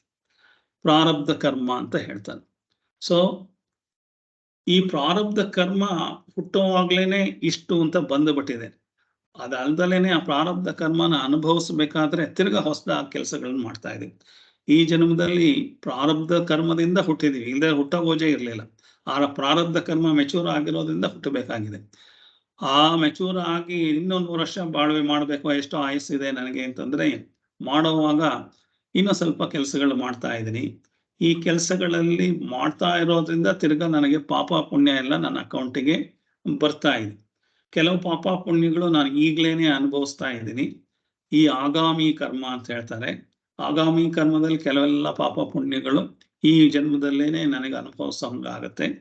ಇನ್ನು ಕೆಲವು ಆಗಾಮಿ ಕರ್ಮದ ಪಾಪ ಪುಣ್ಯಗಳು ಹಾಗೇನೆ ಈ ಜನ್ಮದಲ್ಲಿ ಉಳ್ಕೊಂಡು ಮುಂದೆ ಜನ್ಮಕ್ಕೆ ಅದು ಸಂಚಿತ ಕರ್ಮದ ಜೊತೆ ಸೇರ್ಕೊಂಡ್ಬಿಡುತ್ತೆ. ಪ್ರಾರಬ್ಧ ಕರ್ಮ ಏನ್ ಅಲಾಟ್ ಆಗಿದೆ ಅದಿಷ್ಟು ಕಂಪ್ಲೀಟ್ 0 ಆಗಿರುತ್ತೆ. ಆಗಾಮಿ ಕರ್ಮ ಅಂದ್ರೆ ಪ್ರಾರಬ್ಧ ಕರ್ಮ ಅನುಭವಿಸುವಾಗ ಮಾಡ್ತಾ ಇರೋ ಕರ್ಮಗಳನ್ನ ಆಗಾಮಿ ಕರ್ಮ ಅಂತ. ಆ ಕರ್ಮದಲ್ಲಿ ಕೆಲವೆಲ್ಲ ಈ ಜನ್ಮದಲ್ಲೇ ಮುಗಿಯುತ್ತೆ. ಇನ್ ಕೆಲವೆಲ್ಲಾದ್ರು ಅರ್ನ್ ಮಾಡಿದೀವಲ್ಲ ಪಾಪ ಪುಣ್ಯ ಎಲ್ಲಾದ್ರೆ ಅದೆಲ್ಲಾದ್ರು ಹೋಗ್ಬಿಟ್ಟು ಸಂಚಿತ ಕರ್ಮಕ್ಕೆ ಸೇರ್ಕೊಂಡು ಹೊಸ ಸಂಚಿತ ಕರ್ಮ ನೆಕ್ಸ್ಟ್ ಜನ್ಮದಲ್ಲಿ ಇಡುಗಂಟು ನಿಮಗೆ. ಆ ಇಡುಗಂಟು ಅಂತಂದ್ರೆ ಅಲ್ಲಿ ಸೇವಿಂಗ್ಸ್ ಅಕೌಂಟ್ ಬ್ಯಾಂಕ್ ಅಂತಲ್ಲ, ಆ ತರ. ಸೊ ಈ ತರ ಇದು ನಡೀತಾ ಇರುತ್ತೆ. ಹೇಗೆ ಅನ್ನೋದು ಅರ್ಥ ಆಗ್ಬೇಕು ನಿಮ್ಗೆ. ಇದು ಯಾಕೆ ಹೇಳ್ತಾ ಇದ್ದೀನಿ ಅಂದ್ರೆ ಈ ಮುಂದೆ ಪಾಠ ಮಾಡ್ಬೇಕಾದ್ರೆ ಅದು ಬೇಕಾಗತ್ತೆ. ಸೊ ಆಗಾಮಿ ಕರ್ಮ, ಸಂಚಿತ ಕರ್ಮ, ಪ್ರಾರಬ್ಧ ಕರ್ಮ ಈ ತರ ಇದೆ. ಸೊ FD ಅಕೌಂಟು ಈ ತರ ಒಂದು ಕರೆಂಟ್ ಅಕೌಂಟು, ಒಂದು ಸೇವಿಂಗ್ಸ್ ಅಕೌಂಟು, ಒಂದು ಬ್ಯಾಂಕ್ ಲೋನ್ ಅಕೌಂಟು ಅಂತ. ಈ ಅಕೌಂಟ್ಗಳು ಎಲ್ಲದುವೆ ಕ್ಲೋಸ್ ಆದ್ರೆ ಮಾತ್ರ ಬ್ಯಾಂಕ್ನವ್ರು ನಿಮ್ಮನ್ನು ಬಿಡ್ತಾರೆ. ಯಾವ ಅಕೌಂಟ್ ಓಪನ್ ಆಗಿದ್ರು, ಲೋನ್ ಅಕೌಂಟ್ ಓಪನ್ ಆಗಿದ್ರೆ ಅಕೌಂಟ್ ಕ್ಲೋಸ್ ಮಾಡ್ತೀವಿ, SB ಅಕೌಂಟ್ ಕ್ಲೋಸ್ ಆಗಲ್ಲ, ನಿಮ್ಮನ್ನು ಕ್ಲೋಸ್ ಮಾಡಕ್ ಬಿಡಲ್ಲ. ಕರೆಂಟ್ ಅಕೌಂಟ್ ಕ್ಲೋಸ್ ಮಾಡ್ಬೇಕಾದ್ರೂ ನೀವು ಈ ಬಿಸ್ನೆಸ್ ಅಲ್ಲಿ ಪಾರ್ಟ್ನರ್ ಆಗಿದ್ದೀರಾ ಅಂತಂದ್ರೆ SB ಅಕೌಂಟ್ನ ಇಟ್ಕೊಂಡೇ ಇರ್ತಾರೆ. ಈ ಕರೆಂಟ್ ಅಕೌಂಟ್ ಇಂದ ನೀವೆಲ್ಲ ಟ್ರಾನ್ಸ್ಫರ್ ಮಾಡಿ ಎಲ್ಲಾದ್ರು ನಿಮ್ದು ಎಲ್ಲಾದ್ರು ಲೀಗಾಲಿಟಿನ ಮುಗಿಸ್ಕೊಂಡ ಮೇಲೆ SB ಅಕೌಂಟ್ ಕ್ಲೋಸ್ ಆಗುತ್ತೆ. ಸೊ ನಿಮ್ಮ ಅಕೌಂಟ್ ಅಲ್ಲಿ ಯಾವ್ದಾದ್ರು ಒಂದು ಲಿಂಕ್ ನ ಇಟ್ಕೊಂಡೇ ಇರ್ತಾರೆ. ಹಾಗೆ FD ಕ್ಲೋಸ್ ಮಾಡಿದ್ರೆ FD ಹಾಗೆ ಇಟ್ಕೊಂಡಿರ್ತೀನಿ, ನಾನು SB ಕ್ಲೋಸ್ ಮಾಡ್ತೀನಿ, ಆಗಲ್ಲ. ಹಾಗೆ ಸಂಚಿತ ಕರ್ಮ ಕ್ಲೋಸ್ ಮಾಡಕ್ ಆಗಲ್ಲ. ಸಂಚಿತ ಕರ್ಮ ಕ್ಲೋಸ್ ಮಾಡ್ಬೇಕಾದ್ರೆ ಬೇರೆ ಎಲ್ಲ ಅಕೌಂಟ್ಗಳು ಕ್ಲೋಸ್ ಆಗ್ಬೇಕು. ಅಂದ್ರೆ ಎಲ್ಲ ಬಿಸ್ನೆಸ್ ಟ್ರಾನ್ಸಾಕ್ಷನ್ ಕಡಿಮೆ ಆಗಿ ಫೈನಲಿ ಯಾವುದೋ ಹೊಸದಾಗಿಲ್ಲ ಅನ್ನೋ ಸ್ಟೇಜ್ ಅಲ್ಲಿ ಸಂಚಿತ ಕರ್ಮ ಎಲ್ಲ ಅದು ಕ್ಲೋಸ್ ಆಗಿ ಅವಾಗ ನಮಗೆ ಮೋಕ್ಷ ಸಿಗ್ಬೋದು. ಇದು ಒಂದು ಲೆವೆಲ್. ಆದ್ರೆ ಈಗ ಇವತ್ತು ನಮ್ಗೆ ಏನ್ ಹೇಳ್ತಾ ಇದ್ದಾರೆ ಅಂದ್ರೆ ಜ್ಞಾನಿಗೆ ಏನಾಗುತ್ತೆ, ಜ್ಞಾನಿ ಅಂದ್ರೆ ಆತ್ಮಜ್ಞಾನ ಪಡ್ಕೊಂಡ. ಇದು ಆರ್ಡಿನರಿ ಅಜ್ಞಾನಿಗಳಿಗೆ ಆಗ್ತಾ ಇರೋ ಅಷ್ಟು ಇಷ್ಟೋ ತನಕ ಹೇಳಿದ್ದು. ನಾವೆಲ್ಲ ಅಜ್ಞಾನಿಗಳು ಅಂತ ನಾವು ಅಂದ್ಕೊಂಡ್ರೆ ನಮಗೆ ಆಗ್ತಾ ಇರೋದು ಇದೇ ಪುನರಪಿ ಜನನಂ, ಇದೇ ಪುನರಪಿ ಮರಣಂ. ಯಾಕೆ ಹುಡ್ತಾ ಇದೀವಿ, ಯಾಕೆ ಇದಾಗ್ತಾ ಇದೀವಿ ಅಂದ್ರೆ because of this only it is happening. So ಇದು ಮುಂದೆ ಇನ್ನೂ ಡೀಟೇಲ್ಸ್ ಬರ್ತಾ ಹೋಗುತ್ತೆ. ಇದನ್ನ ನೀವು ಅರ್ಥ ಮಾಡ್ಕೊಳ್ಳೋದಕ್ಕೆ ಇದೆಲ್ಲ 1 ಸಲ 2 ಸಲ ಕೇಳ್ತಾ ಇರ್ಬೇಕಾಗತ್ತೆ. ಅದಕ್ಕೋಸ್ಕರ ಇದು. ಈಗ ನೆಕ್ಸ್ಟ್ ಇವತ್ತು ಈ ಹೊಸ ಇದು ಮುಂದಿರೋ ಜ್ಞಾನಿ ಅವಸ್ಥೆಗೆ ಏನಾಗುತ್ತೆ ಅಂತ ಇದೆ, ಅದನ್ನ ನೋಡೋಣ. ಅದೇನಿದೆ ಟೆಕ್ಸ್ಟ್ ಅದನ್ನು ಓದ್ಬಿಟ್ಟು ಅದಕ್ಕೆ ಏನು ಎಕ್ಸ್ಪ್ಲೈನ್ ಮಾಡ್ಬೋದು. 4 ಲೈನ್ ಇದೆ ಜ್ಞಾನಿ ಬಗ್ಗೆ, ಅದನ್ನ 4 ಲೈನ್ ಓದ್ಬಿಡ್ತೀನಿ. ಆಮೇಲೆ ಅದ್ರ ಬಗ್ಗೆ ಏನು ಅಂತ ಎಕ್ಸ್ಪ್ಲೈನ್ ಮಾಡ. ಜ್ಞಾನೋತ್ಪತ್ತಿ ನಂತರಂ ಜ್ಞಾನಿ ದೇಹ ಕೃತಂ ಪುಣ್ಯ ಪಾಪ ರೂಪಂ ಕರ್ಮ ಯದಸ್ತಿ ತದಾಗಾಮಿತ್ಯಭಿಧೀಯತೆ ಅಂತ. ತದಾಗಾಮಿತ್ಯಭಿಧೀಯತೆ ಸಂಚಿತ ಕರ್ಮಂ ಕಿಂ ಅಂತ ಹೇಳಿದ್ದಾರೆ. ಅನಂತ ಕೋಟಿ ಜನ್ಮಾನಾಂ ಬೀಜಭೂತಂ ಸತ್ ಯತ್ಕರ್ಮ ಜಾತಂ ಪೂರ್ವಾಜಿತಂ ತಿಷ್ಠತಿ ತತ್ ಸಂಚಿತ ಕರ್ಮಂ ಜ್ಞಾಯಂ ಅಂತ ಹೇಳಿದ್ದಾರೆ. ಪ್ರಾರಬ್ಧ ಕರ್ಮ ಕಿಮಿತಿ ಚೇತ್ ಅಂತ. ಇದಂ ಶರೀರಮುತ್ಪಾದ್ಯ ಇಹಲೋಕೆ ಏವ ಸುಖ ದುಃಖಾದಿಪ್ರದಂ ಯತ್ಕರ್ಮ ತತ್ಪ್ರಾರಬ್ಧಂ ಅಂತ ಇದನ್ನ ಜ್ಞಾನಿದ ಬಗ್ಗೆ ಹೇಳಬೇಕಾದ್ರೆ ಇದನ್ನ ಹೇಳಿದ್ದಾರೆ. ಸೊ ಈಗ ಈ ಸೆಂಟೆನ್ಸ್ಗಳನ್ನ ನಾವು ಅನಲೈಸ್ ಮಾಡ್ಕೊಳ್ತಾ ಹೋಗೋಣ. ಈ ಸೆಂಟೆನ್ಸ್ ಅಲ್ಲಿ ತುಂಬಾ ಇಂಪಾರ್ಟೆಂಟ್ ಆಗಿರೋ ವಿಚಾರಗಳನ್ನ ಹೇಳಿದ್ದಾರೆ. ಸೊ ಏನ್ ಹೇಳಿದ್ದಾರೆ ಅಂತಂದ್ರೆ, ಜ್ಞಾನಿಗೆ ಮೋಕ್ಷ ಆಗ್ಬೇಕಾದ್ರೆ ಏನಾಗುತ್ತೆ ಅಂತಂದ್ರೆ, ನಂದು ಪಾಸ್ಬುಕ್ಗಳ ಮೇಲೆ ಪಾಸ್ಬುಕ್ ಎಂಟ್ರಿ ಮಾಡಿಸ್ಕೊತಾ ಇರ್ಬೋದು, ಪಾಸ್ಬುಕ್ ಏನ್ ಕ್ಲೋಸ್ ಆಗಿರಲ್ಲ. ನಾನು ಅಕೌಂಟ್ ಅಲ್ಲಿ ಟ್ರಾನ್ಸಾಕ್ಷನ್ ಮಾಡೋದು ಬಿಟ್ಟರು ನನ್ನ ಅಕೌಂಟ್ ಏನ್ ಕ್ಲೋಸ್ ಆಗಿರಲ್ಲ. ಅಂದ್ರೆ ನಾನು ನಿಲ್ಸಿದ್ದೀನಿ ಅಂತಂದ್ರೆ ಅದರೊಳಗೆ ನಾನೇ ಹೋಗಿ ಕ್ಲೋಸ್ ಮಾಡ್ಬೇಕು. ನಂದು FD ಇಲ್ಲ, ನಂದು ಇಂಟ್ರೆಸ್ಟು ಇಲ್ಲ, ಲೋನು ಇಲ್ಲ, ಯಾವುದೂ ಇಲ್ಲ, SB ನಲ್ಲಿ ಇದು ಇಲ್ಲ ಅಂತ ಹೇಳಿ ನಾನು ಕ್ಲೋಸ್ ಮಾಡ್ಬೇಕು. ಅವರೇ ಕ್ಲೋಸ್ ಮಾಡಲ್ಲ, ಅವ್ರು ಸಸ್ಪೆನ್ಸ್ ಅಕೌಂಟ್ ಅಲ್ಲಿ ಇಟ್ಟಿರ್ತಾರೆ. ಸೊ ಕ್ಲೋಸ್ ಮಾಡಿ, ಯಾವಾಗ ಕ್ಲೋಸ್ ಮಾಡಿದ್ಮೇಲೆ ನನ್ನ ಅಕೌಂಟ್ SB ಅಕೌಂಟ್ ಕ್ಲೋಸ್ಡ್ ಅಂತ ಅವ್ರು ಬರೆದು ಅವ್ರ ಅಕೌಂಟ್ ಇಂದನೂ ತೆಗೆದು ಹಾಕ್ತಾರಲ್ಲ, ಅವಾಗ ನನಗೂ ಆ ಬ್ಯಾಂಕಿಗೂ ಏನೋ ಕನೆಕ್ಷನ್ ಇಲ್ಲ. ಹಾಗೆ ನನಗೆ ಈ ಸಂಸಾರ ಬಂಧನದಲ್ಲಿ ಕನೆಕ್ಷನ್ ಇರಲೇಬಾರ್ದು ಅಂತಂದ್ರೆ, ನಾನು ಪಾಪನೂ ಗಳಿಸಕ್ಕಾಗಬಾರ್ದು, ಪುಣ್ಯನೂ ಗಳಿಸಕ್ಕಾಗಬಾರ್ದು. ಪಾಪ ಪುಣ್ಯ ಗಳಿಸ್ದಲೇನೆ ನಾನು ಜೀವನ ಮಾಡ್ಕೊಂಡಿರೋದು ಹೇಗೆ ಅಂತ ಅನ್ನೋದು ಜ್ಞಾನಿಯ ಅವಸ್ಥೆ. ಆ ಜ್ಞಾನಿಯ ಅವಸ್ಥೆಯಲ್ಲಿ ಏನೇನಾಗುತ್ತೆ, ಹೇಗೆ ಆಗತ್ತೆ ಅಂತ. ಜ್ಞಾನಿಯ ಅವಸ್ಥೆ ಬಂದಾಗ ಅವನಿಗೆ ಮೋಕ್ಷ ಯಾಕೆ ಸಿಗುತ್ತೆ ಅಂದ್ರೆ, ಅವನ 3 ಕರ್ಮದ ಅಕೌಂಟು 0 ಆಗುತ್ತೆ. ಹೇಗೆ ನಾನು ಹೇಳಿದಾಗೆ FD ಅಕೌಂಟ್ ಅಲ್ಲೂ ದುಡ್ಡು ಎಲ್ಲಾದ್ರೂ ಕ್ಲೋಸ್ ಮಾಡಿ ತೆಕ್ಕೊಂಡು ಏನೋ ಆಗಿರ್ಬೇಕು, ನಿಮ್ದು ಲೋನ್ ಅಕೌಂಟ್ನು ಕ್ಲೋಸ್ ಮಾಡಿರ್ಬೇಕು, ಕರೆಂಟ್ ಅಕೌಂಟು ಕ್ಲೋಸ್ ಮಾಡಿರ್ಬೇಕು. ಎಲ್ಲಾವುದು ಕ್ಲೋಸ್ ಆಗಿ ಯಾವುದೋ ಇನ್ನು ಕಟ್ಟೋದು ಬ್ಯಾಲೆನ್ಸ್ ಇಲ್ಲ ಅಂತ ಗೊತ್ತಾದ್ಮೇಲೆ SB ಅಕೌಂಟ್ ಕೊನೆಯಲ್ಲಿ ಕ್ಲೋಸ್ ಮಾಡುವಂಥದ್ದು. ಕೊನೆಯಲ್ಲಿ ಕ್ಲೋಸ್ ಮಾಡುವಾಗ ನಾವು ಹೋಗಿ ಕ್ಲೋಸ್ ಮಾಡ್ಬೇಕು. ಆಯ್ತು, ನಂದೆಲ್ಲ ಏನೂ ಇಲ್ಲ, ಕ್ಲೋಸ್ ಮಾಡಿದ್ದು. ಇಲ್ಲದೆ ಹೋದ್ರೆ ಅವ್ರು ಹಾಗೆ ಸಸ್ಪೆನ್ಸ್ ಅಕೌಂಟ್ ಅಲ್ಲಿ ಇಟ್ಟಿರ್ತಾರೆ.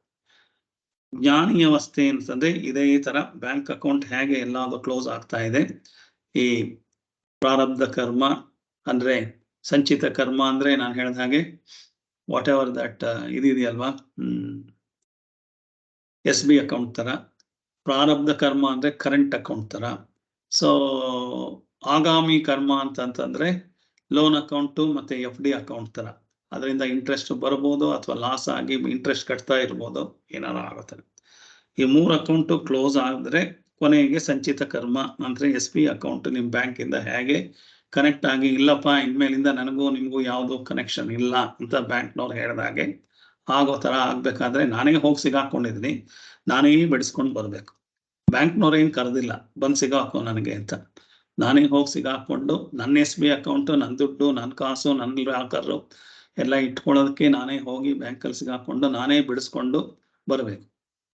ಸೊ ದಿಸ್ ಈಸ್ ಹೇಗೆ ನಾನು ಈ ಸಂಸಾರದಲ್ಲಿ ನಾನೇ ಕರ್ಮ ಮಾಡಿಕೊಂಡು, ನಾನೇ ಪಾಪ ಪುಣ್ಯದ ಕರ್ಮ ಮಾಡಿ ಈ ಸಂಸಾರಕ್ಕೆ ಬಂದು ಸಿಗಾಕೊಂಡು, ಈ ಸಂಸಾರದಲ್ಲಿ ಬಿದ್ದು ತಿರ್ಗಾ ಇದೆಲ್ಲದನ್ನು ಕ್ಲೋಸ್ ಮಾಡಿಕೊಂಡು ನನಗೆ ಬಿಟ್ಬಿಡಿ ಅಪ್ಪ ಈ ಸಂಸಾರದಿಂದ, ನನಗೆ ಪುನರ್ಜನ್ಮ ಬೇಡ ಅಂತ ಹೇಳೋ ತರ ಜ್ಞಾನಿ ಅವಸ್ಥೆ ಬಂದಾಗ, ಆವಾಗ ನನಗೆ ಪುನರಪಿ ಜನನಂ ಪುನರಪಿ ಮರಣಂ ಇಲ್ಲ ಅಂತ ಆಗಿ ಅವನಿಗೆ ಬ್ರಹ್ಮಜ್ಞಾನ, ಅಹಂ ಬ್ರಹ್ಮಾಸ್ಮಿ ಅನ್ನೋ ಜ್ಞಾನ ಅರ್ಥ ಆದಾಗ ಅವನಿಗೆ ಮೋಕ್ಷ ಸಿಗತ್ತೆ ಅಂತ ಅನ್ನೋದಕ್ಕೆ ಜ್ಞಾನೋತ್ಪತ್ತ್ಯನಂತರಂ ಅಂತ ಹೇಳಿದ್ದಾರೆ.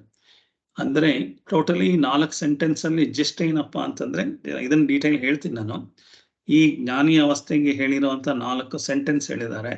ಆ ಟೋಟಲ್ ಅದರ ಅರ್ಥ ಏನಪ್ಪಾ ಅಂತಂದ್ರೆ, ಅವನಿಗೆ ಯಾವ ಕರ್ಮಗಳು ಅವನು ಈಗ್ಲೇನೆ ಅವನಿಗೆ 20 ವರ್ಷಕ್ಕೆ ಜ್ಞಾನ ಬಂತು ಅಂತಂದ್ರೆ ಅವನು ಜ್ಞಾನಿ ಆದ, ಅವನಿಗೆ ಆತ್ಮ ಸಾಕ್ಷಾತ್ಕಾರ ಆಯ್ತು, ಅವನಿಗೆ ಬ್ರಹ್ಮಜ್ಞಾನ ಲಭಿಸ್ತು ಅಂತ ಏನಾದ್ರು ಆಯ್ತು ಅಂತಿದ್ದ ಹಾಗೇನೆ ಅವನು 100 ವರ್ಷ ತನಕ ಬದುಕಿದ್ರು ಆ 80 ವರ್ಷ ಜೀವನದಲ್ಲಿ ಅವನು ಎಲ್ಲಾರ ತರ ಜೀವನ ಮಾಡ್ತಾ ಇದ್ರೂ ಅವನಿಗೆ ಪಾಪ ಪುಣ್ಯದ ಲೆಕ್ಕ ಬರಲ್ಲ. ಯಾಕೆ ಅಂತಂದ್ರೆ ಅವನು ಆ ಅಹಂಕಾರ ಮಮಕಾರ ಬಿಟ್ಟು ಜೀವನ ಮಾಡ್ತಾ ಇರೋದ್ರಿಂದ ಆ ಇಂಟೆನ್ಷನ್ ಏನಿರುತ್ತೆ ಅದರಿಂದನೇ ಪಾಪ ಪುಣ್ಯ ಬರುತ್ತೆ ಅಂತ ನಾನು ಹೇಳಿದ್ ನಿಮ್ಗೆ. ಆ ಇಂಟೆನ್ಷನ್ ಇಸ್ ಮೋರ್ ಇಂಪಾರ್ಟೆಂಟ್. ಆ ಇಂಟೆನ್ಷನ್ಗಳು ಇಲ್ದಲೇನೆ ಅವನು ಕೆಲಸ ಮಾಡ್ತಾ ಇರೋದ್ರಿಂದ ಅವನಿಗೆ ಪಾಪ ಪುಣ್ಯ ಯಾವುದು ತಗಲಲ್ಲ. ಹಳೇ ಪಾಪಗಳ ಹಳೆಯದು ಸಂಚಿತ ಕರ್ಮನೂ ಹೊರಟೋಗುತ್ತೆ, ಇದು ಹೊರಟೋಗುತ್ತೆ, ಅದು ಹೊರಟೋಗುತ್ತೆ. ಹಾಗಾಗಿ ಅವನಿಗೆ ಮೋಕ್ಷ ಸಿಗುತ್ತೆ. ಇನ್ನು 80 ವರ್ಷ ಬದುಕಿದ್ರು ಅವನು ಮಾಡಿರೋ ಯಾವ ಕರ್ಮದಲ್ಲೂ ಅವನಿಗೆ ಪಾಪ ಪುಣ್ಯಗಳು ಸೇರ್ಕೊಳ್ಳಲ್ಲ. ಅದು ಯಾಕೆ ಸೇರ್ಕೊಳ್ಳಲ್ಲ ಅನ್ನೋದು ಮುಂದೆ ಡೀಟೇಲ್ಸ್ ಬರುತ್ತೆ. ಇದು ಅಕೌಂಟ್ 0 ಆಗುತ್ತೆ ಅಂತ ಹೇಳೋ ತರ ಇದೆ. ಅದು ಇದು ಮುಂದಿನ ಕ್ಲಾಸಲ್ಲಿ ಅದು ಹೇಗೆ ಭಸ್ಮ ಆಗುತ್ತೆ ಕರ್ಮಗಳು ಅನ್ನೋದು ಇದೆ. 3 ಕರ್ಮಗಳು ಹೇಗೆ ಜ್ಞಾನಿಗೆ ಒಂದೊಂದೇನೆ 0 ಆಗುತ್ತೆ ಅನ್ನೋದು ಅದನ್ನ ಹೇಳ್ತಾರೆ. ಇವತ್ತಿಂದ ಇದನ್ನ ಮಾತ್ರ ಅರ್ಥ ಮಾಡ್ಕೋಣ. ಸೊ ಇದು ಜಿಸ್ಟ್. ಅಂದ್ರೆ ಈ ಜಿಸ್ಟ್ ಏನಪ್ಪಾ ಅಂದ್ರೆ ಜ್ಞಾನಿಗೆ ಪಾಪ ಪುಣ್ಯದ ಬ್ಯಾಲೆನ್ಸ್ ನಿಲ್ ಬ್ಯಾಲೆನ್ಸ್. ಅವಾಗ SB5 ಅಕೌಂಟ್ ಕ್ಲೋಸ್ ಮಾಡ್ಬೋದಲ್ವಾ, ಆ ತರ ಅವನ ಎಲ್ಲ ಕರ್ಮದ ಅಕೌಂಟು ಎಲ್ಲದು ಕ್ಲೋಸ್ ಆಗಿ ಅವನಿಗೆ ಯಾವ ತರಹದ ರೀಬರ್ತ್ ಇರೋದಿಲ್ಲ, ಯಾವ ಇದು ಇರಲ್ಲ. ಅದು ಇದರ ಅರ್ಥ. ಇವತ್ತೇ ಮಾಡೋ ಕ್ಲಾಸ್ ಇಂದು ಅಥವಾ ಮುಂದ್ಲು ಮಾಡೋ ಕ್ಲಾಸ್. ಆದ್ರೆ ಜ್ಞಾನಿಗೆ ಅಜ್ಞಾನಿಗೆ ಹಾಗಾಗಲ್ಲ. ಪ್ರತಿ ಜನ್ಮ ಹುಡ್ತಾ ಇರ್ತೀವಿ, ನಮ್ಮ ಅಕೌಂಟ್ ಕ್ಲೋಸ್ ಆಗಿರಲ್ಲ, ಹೀಗಾಗ್ತಾ ಇರ್ತೀವಿ. ಸೊ ಅದನ್ನ ಹೇಳೋದಕ್ಕೋಸ್ಕರ ಇರುವಂಥದ್ದು. ವಿ ವಿಲ್ ನೋಡ್ತಾ ಹೋಗೋಣ. ಎಲ್ಲಿಂದ ಶುರು ಮಾಡೋಣ? ಜ್ಞಾನೋತ್ತರ ಅಂತಾನೆ ಶುರು ಮಾಡ. ಅಲ್ಲಿಂದನೇ ಹೇಳಿದ್ರೆ, ಸೊ ಇವಾಗ ಏನ್ ಹೇಳ್ತಾ ಇದ್ದಾರೆ, ಜ್ಞಾನಿಗೆ ಮತ್ತೆ ಅಜ್ಞಾನಿಗೆ ಏನು ಪ್ರಾಬ್ಲಮ್ ಇದೆ ಅಂತಂದ್ರೆ, ಅಜ್ಞಾನಿಗೆ ಇಷ್ಟ ತನಕ ಹೇಳಿದ್ರು ಯಾವ ತರ ಕರ್ಮಗಳು, ಸಂಚಿತ ಕರ್ಮ, ಪಾಪ ಕರ್ಮ, ಅದೆಲ್ಲ ಅದು ಪ್ರಾರಬ್ಧ ಕರ್ಮ, ಆಗಾಮಿ ಕರ್ಮ. ಅಜ್ಞಾನಿಗೆ ಆಗಾಮಿ ಕರ್ಮ, ಪಾಪ ಪುಣ್ಯ ರಿಕ್ವೈರ್ಡ್ ಅಂತಂದ್ರೆ, ಅಜ್ಞಾನಿಗೆ ಲೈಫ್ ಪೂರ್ತಿ ಆಗಾಮಿ ಕರ್ಮ ಇರುತ್ತೆ, ಪ್ರಾರಬ್ಧ ಕರ್ಮನೂ ಇರುತ್ತೆ, ಸಂಚಿತ ಕರ್ಮನೂ ಇರುತ್ತೆ. ಅವನ್ ಬೈ ಬರ್ತ್ ಅಂದ್ರೆ ಫಸ್ಟ್ ಆಗಾಮಿ ಕರ್ಮದ ಬಗ್ಗೆ ಹೇಳಿದ್ದಾರೆ. ಏನು ಇಲ್ಲಿ ಹೇಳಿದ್ದಾರೆ? ಪುಣ್ಯ ಪಾಪ ರೂಪಂ ಕರ್ಮ ಯದಸ್ತಿ ತದಾಗಾಮೀತ್ಯಭಿಧೀಯತೆ ಅಂತ.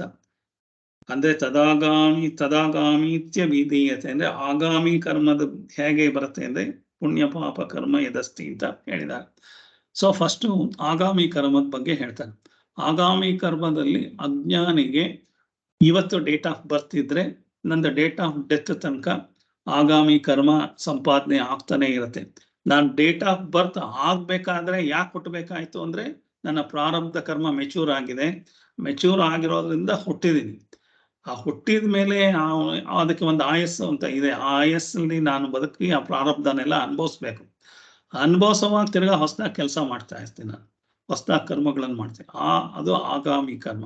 ಸೊ ಹಾಗಾಗಿ ಅಜ್ಞಾನಿಗೆ ಏನಾಗುತ್ತೆ ಅಂತಂದ್ರೆ, ಡೇಟ್ ಆಫ್ ಬರ್ತ್ ಇಂದ ಡೇಟ್ ಆಫ್ ಬರ್ತ್ ಡೆತ್ ವರ್ಗು ಅವನಿಗೆ ಈ ಆಗಾಮಿ ಕರ್ಮ ಅವನ ಅಕೌಂಟಿಗೆ ಸೇರ್ಕೊಳ್ತಾನೆ ಹೋಗ್ತಾ ಇರುತ್ತೆ. ಜ್ಞಾನಿಗೆ ಏನಾಗುತ್ತೆ ಅಂತ ಕೇಳೋದು ಇಲ್ಲಿ. ಜ್ಞಾನಿಗೆ ಏನಾಗುತ್ತೆ ಅಂತಂದ್ರೆ, ಅವನಿಗೆ ಯಾವತ್ತು ಜ್ಞಾನ ಪ್ರಾಪ್ತಿ ಆಗುತ್ತೆ ಅಲ್ಲಿ ತನಕ ಅವನಿಗೆ ಏನೇನು ಆಗಾಮಿ ಕರ್ಮ ಅಂತ ಮಾಡಿದ್ನೋ ಅದೆಲ್ಲದು ಹೋಗಿ ಸಂಚಿತ ಕರ್ಮಕ್ಕೆ ಸೇರ್ಕೊಳುತ್ತೆ. ಇಲ್ಲಿ ನನಗೆ 20 ವರ್ಷಕ್ಕೆ ಜ್ಞಾನ ಬಂತು ಅಂತಾರೆ. 20 ವರ್ಷ ತನಕ ಮಾಡಿದ್ದೆ, ನನಗೆ ಗೊತ್ತಿಲ್ದಲೆ, ಜ್ಞಾನ ಅವಸ್ಥೆ ಇಲ್ದಲೇನೆ ಅಹಂಕಾರ ಮಮಕಾರದಲ್ಲೆಲ್ಲ ಕರ್ಮ ಮಾಡಿರೋದ್ರಿಂದ ಅದು ಕರ್ಮ ಇದೆ ನನ್ನ ಅಕೌಂಟ್ಗೆ. 20 ವರ್ಷ ಮಾಡಿರೋ ಡೇಟ್ ಆಫ್ ಬರ್ತ್ ಇಂದ 20 ವರ್ಷ ತನಕ ನನಗೆ ಜ್ಞಾನ ಬಂದಿದ್ದು. 20 ವರ್ಷಕ್ಕೆ ಜ್ಞಾನಿ ಬಂತು ಅಂದ್ರೆ ಆ 20 ವರ್ಷ ತನಕ ಮಾಡಿರೋ ಆಗಾಮಿ ಕರ್ಮ ಎಲ್ಲ ಹೋಗಿ ಸಂಚಿತ ಕರ್ಮಕ್ಕೆ ಸೇರ್ಕೊಂಡ್ಬಿಡುತ್ತೆ ಅಂತ ಒಂದು ಹೇಳಿದ್ದಾರೆ. ಅದಾದ್ಮೇಲೆ ಅವತ್ತಿನ ದಿವಸದಿಂದ ಜ್ಞಾನಿ ಕರ್ಮ ಮಾಡ್ತಾ ಇದ್ರೆ ಅವನಿಗೆ ಯಾವ ಆಗಾಮಿ ಕರ್ಮನೂ ಬರಲ್ಲ. ಯಾಕೆಂದ್ರೆ ಅವನು ಅಹಂಕಾರ ಮಮಕಾರದಲ್ಲಿ ಕೆಲಸ ಮಾಡ್ತಾ ಇರಲ್ಲ. ಅವನು ಜಸ್ಟ್ ನಾನು ಕೆಲಸ ಮಾಡ್ತಾ ಇಲ್ಲ ಅನ್ನೋ ಮನೋಭಾವ ಇದೆ ಅವನಿಗೆ. ಕೆಲಸ ಎಲ್ಲದಕ್ಕಿಂತ ಚೆನ್ನಾಗಿ ಮಾಡ್ತಾ ಇರ್ತಾನೆ, ಎಲ್ಲ ಕೆಲಸನೂ ಮಾಡ್ತಾ ಇರ್ತಾನೆ. ಆ ಒಂದು ಮನಸ್ಥಿತಿ ರೀಚ್ ಆಗೋದಿದೆ. ಆ ರೀಚ್ ಆಗಿರೋದ್ರಿಂದ ಅವನು ಜ್ಞಾನಿ.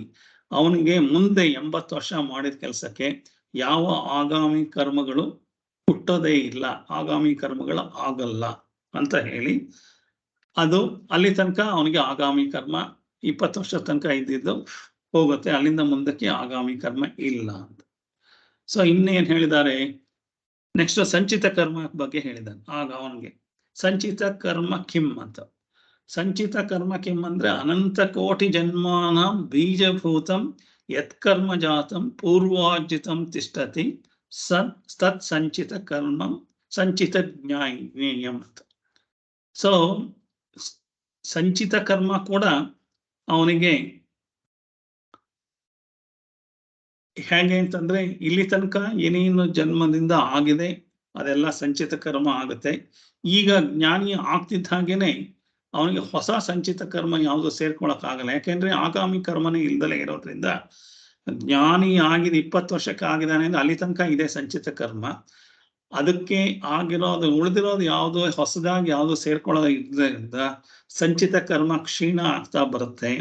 ಆ ಸಂಚಿತ ಕರ್ಮ ಅವನು ಹುಟ್ಟಿದ ಯಾವ್ಯಾವುದೋ ಜನ್ಮಗಳಿಂದ ಅನಂತ ಕೋಟಿ ಜನ್ಮಾನ ಬೀಜಭೂತಂ ಸತ್, ಆ ಥರದ ಅನಂತ ಕೋಟಿಗಳಿಂದ ಹುಟ್ಟಿರುವಂತ ಬೀಜ ಅಂದ್ರೆ ಆ ಒಂದು ಸ್ವರೂಪದಲ್ಲಿರುವಂಥದ್ದು ಯತ್ಕರ್ಮ ಜಾತಂ ಪೂರ್ವಾರ್ಜಿತಂ ತಿಷ್ಠತಿ. ಇಲ್ಲಿ ತನಕ ನನಗೆ ಆ ಸಂಚಿತ ಕರ್ಮದಿಂದ ನಾನು ಹುಟ್ಟಿದ್ದೀನಿ ಅಷ್ಟೇ, ಹೊಸದಾಗಿ ಸಂಚಿತ ಕರ್ಮಗಳು ಯಾವುದೋ ಸೇರ್ಕೊಳ್ಳದಲ್ಲ ಇರೋದ್ರಿಂದ ತತ್ ಸಂಚಿತಂ ಜ್ಞೇಯಂ ಅಂತ. ಯಾವಾಗ ಅಲ್ಲಿ ತನಕ ಎಷ್ಟಿದೆಯೋ ಅಷ್ಟೇ ಸಂಚಿತ ಹಾಗೆ ಉಳ್ಕೊಳುತ್ತೆ, ಹೊಸದಾಗಿ ಸಂಚಿತ ಗ್ರಾಡ್ಯುಯಲ್ ಆಗಿ ಜಾಸ್ತಿ ಆಗ್ತಾ ಹೋಗಲ್ಲ. ಇನ್ನು ಅದು ಲಾಸ್ ಹೇಗೆ ಅದೆಲ್ಲ ಝೀರೋ ಆಗುತ್ತೆ ಅನ್ನೋದು ಮುಂದೆ. ಇವತ್ತು ಇಲ್ಲಿಗೆ ಇಷ್ಟಿದೆ ಅಂತ ಹೇಳ್ತಾ ಇದ್ದಾರೆ, ಈಗ ಆಗ್ತಾ ಇದೆ ಅಂತ. ಪ್ರಾರಬ್ಧ ಕರ್ಮಂ ಕಿಮಿತಿ ಚೇತ್ ಅಂತಂದ್ರೆ ಇದಂ ಶರೀರ ಮುತ್ಪಾದ್ಯ ಇಹಲೋಕೆ ಏವಂ ಸುಖ ದುಃಖಾದಿ ಪ್ರದಂ ಯತ್ಕರ್ಮಂ ಪ್ರಾರಬ್ಧಂ ತತ್ ಪ್ರಾರಬ್ಧಂ. ಸೊ ಆಗಾಮಿ ಕರ್ಮ ಸಂಚಿತ ಕರ್ಮ ಜ್ಞಾನಿಗೆ ಬೇರೆ ತರ ಇರುತ್ತೆ, ಆದ್ರೆ ಈ ದೇಹದ ಜೊತೆ ಹುಟ್ಟಿದ್ದ ಪ್ರಾರಬ್ಧ ಕರ್ಮ ಅಜ್ಞಾನಿಗೂ ಹಾಗೆ ಇರುತ್ತೆ, ಜ್ಞಾನಿಗೂ ಹಾಗೆ ಇರುತ್ತೆ. ಅವನ ಪ್ರಾರಬ್ಧನ ಅವನು ಪೂರ್ತಿ ಅನುಭವಿಸ್ಲೇಬೇಕು. ಆ ಪ್ರಾರಬ್ಧ ಕರ್ಮ ಅಜ್ಞಾನಿಗೂ ಮತ್ತೆ ಜ್ಞಾನಿಗೂ ಒಂದೇ ತರ ಇರುತ್ತೆ, ಬೇರೆ ಬೇರೆ ಇಲ್ಲ ಅಂತ ಹೇಳೋದು ಈ 3ನೇ ಸೆಂಟೆನ್ಸ್ ಅಲ್ಲಿ. ಅದ ಯತ್ಕರ್ಮಂ ತತ್ ಪ್ರಾರಬ್ಧಂ. ಎಲ್ಲರಿಗೂ ಇದು ಸುಖ ದುಃಖ ಅನುಭವಿಸೋದಕ್ಕೆ ಇರುವಂತ ಪ್ರಾರಬ್ಧ ಕರ್ಮದ ಶರೀರ. ಈ ಶರೀರದಲ್ಲಿ ಅಜ್ಞಾನಿಗೆ ಮತ್ತೆ ಜ್ಞಾನಿಗೆ ಇಬ್ಬರಿಗೂ ಒಂದೇ ತರ. ಸೊ ಏನ್ ಡಿಫ್ರೆನ್ಸ್ ಆಗಿದೆ ಜ್ಞಾನಿಗೆ ಮತ್ತೆ ಜ್ಞಾನಿ ಅವನಿಗೆ ಜ್ಞಾನಿಯ ಉತ್ಪತ್ತಿ ಆದ ಮೇಲೆ ಅಂತ ಹೇಳಿದ್ದಾರೆ. ಜ್ಞಾನೋತ್ಪತ್ತಿ ಅನಂತರಂ ಅಂತ, ಜ್ಞಾನ ಉತ್ಪತ್ತಿ ಆದ ಅನಂತರ ಏನಾಗುತ್ತೆ, ಏನ್ ಡಿಫ್ರೆನ್ಸು ಅಜ್ಞಾನಿಗೆ ಜ್ಞಾನಿಗೆ ಅಂತಂದ್ರೆ, ಅಜ್ಞಾನಿಗೆ ಅವನಿಗೆ ಜ್ಞಾನ ಉತ್ಪತ್ತಿ ಆಗ್ದಲೇ ಇರೋದ್ರಿಂದ ಅವನಿಗೆ ಎಲ್ಲಾ ಕರ್ಮಗಳು ಸೇರ್ಕೊಳ್ತಾ ಇರುತ್ತೆ, ಕೊನೆಗೆ ಇದೇ ರೊಟೇಷನ್ ಅಲ್ಲಿ ನಡೀತಾ ಇರುತ್ತೆ, ಸಾಯೋ ತನಕ ಹೀಗೆ ಆಗುತ್ತೆ, ತಿರ್ಗಾ ಪುನರ್ಜನ್ಮ ನಡೀತಾ ಇರುತ್ತೆ. ಜ್ಞಾನಿಗೆ ಅಜ್ಞಾನಿಗೆ ಹಾಗಾದ್ರೆ ಜ್ಞಾನಿಗೆ ಏನ್ ಡಿಫ್ರೆನ್ಸ್ ಇರುತ್ತೆ ಜ್ಞಾನಿಗೆ ಅಂದ್ರೆ, ಆಗಾಮಿ ಕರ್ಮ ಎಲ್ಲಿ ತನಕ ಅವನು ಜ್ಞಾನ ಉತ್ಪತ್ತಿ ಆಗುತ್ತೆ, 20 ವರ್ಷಕ್ಕೆ ಅವನಿಗೆ ಜ್ಞಾನ ಉತ್ಪತ್ತಿ ಆಯ್ತು, ಅವನಿಗೆ ಆಲ್ರೆ ಅಹಂ ಬ್ರಹ್ಮಾಸ್ಮಿ ಬ್ರಹ್ಮಜ್ಞಾನ ಸತ್ತು ಅಂದ್ರೆ ಅಲ್ಲಿಂದ ತನಕ ಇರೋದೆಲ್ಲ ಹೋಗಿ ಸಂಚಿತ ಕರ್ಮಕ್ಕೆ ಸೇರ್ಕೊಂಡ್ಬಿಟ್ಟಿರುತ್ತೆ. ಅಲ್ಲಿಂದ ಮುಂದಕ್ಕೆ ಯಾವ ಆಗಾಮಿ ಕರ್ಮನೂ ಇಲ್ಲ. ಆ ಯಾವ ಆಗಾಮಿ ಕರ್ಮ ಇಲ್ದಲೇ ಇರೋದ್ರಿಂದ ಹೊಸದಾಗಿ ಯಾವುದು ಸಂಚಿತ ಕರ್ಮನೂ ಇರಲ್ಲ. ಸೊ ಅದು 2 ಡಿಫ್ರೆನ್ಸ್ ಇದೆ. ಜ್ಞಾನಿಗೆ ಅಜ್ಞಾನಿಗೆ ಸಂಚಿತ ಕರ್ಮ ಆಗಾಮಿ ಕರ್ಮದಲ್ಲಿ ಡಿಫ್ರೆನ್ಸ್ ಇದೆ, ಪ್ರಾರಬ್ಧ ಕರ್ಮದಲ್ಲಿ ಇಬ್ಬರಿಗೂ ಒಂದೇನೆ. ಅವನು ಹುಟ್ಟಿದ ಮೇಲೆ ಅವನ ಜೀವನ ಮಾಡಿ ಸಾಯಬೇಕು, ಇವನು ಹುಟ್ಟಿದ ಮೇಲೆ ಆ ಪ್ರಾರಬ್ಧ ಕರ್ಮದೆಲ್ಲ ಅದನ್ನೆಲ್ಲ ಜೀವನ ಮಾಡಿ ಸಾಯ್ಬೇಕು. ಸೊ ಇದಿಷ್ಟು ಜ್ಞಾನಿಗೆ ಆಗ್ತಾ ಇರೋಂಥ ವ್ಯವಸ್ಥೆ ಹೀಗಿದೆ ಅಂತ. ಮುಂದೆ ಇದ್ರ ಬಗ್ಗೆ ಇನ್ನು ತುಂಬಾ ಚೆನ್ನಾಗಿ ಹೇಳಿದ್ದಾರೆ. ಸೊ ಇದನ್ನು ಮುಂದಿನ ತರಗತಿನ ಈಗಲೇ ಶುರು ಮಾಡಿದ್ರೆ ಯಾಕಂದ್ರೆ ಅರ್ಧಕ್ಕೆ ನಿಂತು ಹೋಗುತ್ತೆ. ಸೊ ಇದು ಹೇಗೆ ಯಾವ್ಯಾವ ಕರ್ಮಗಳು ನಾಶ ಆಗತ್ತೆ ಅಂತ.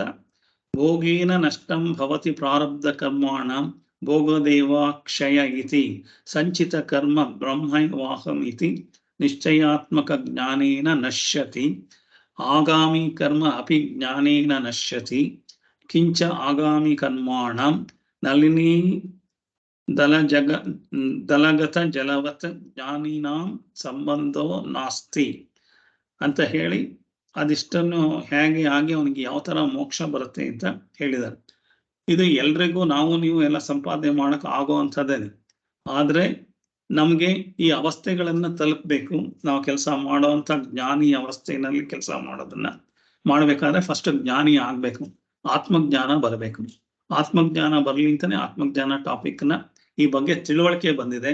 ಇದ್ರ ಬಗ್ಗೆ ಸಾಧನೆ ಮಾಡ್ಬೇಕಷ್ಟೇ ಹೊರತು ತಿಳುವಳಿಕೆಯಿಂದ ಸಾಧನೆ ಮಾಡಿ ಸಾಧನೆಯಿಂದ ನಾವು ಮೋಕ್ಷನ ಪಡ್ಕೋಬಹುದು.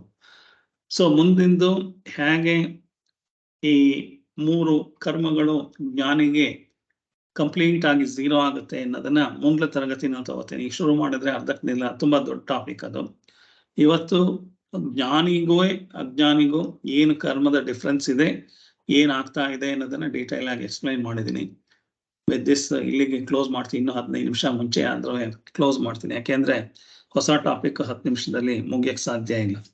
ಮುಂದಿನ ತರಗತಿಯಲ್ಲಿ ತಗೋತೀನಿ.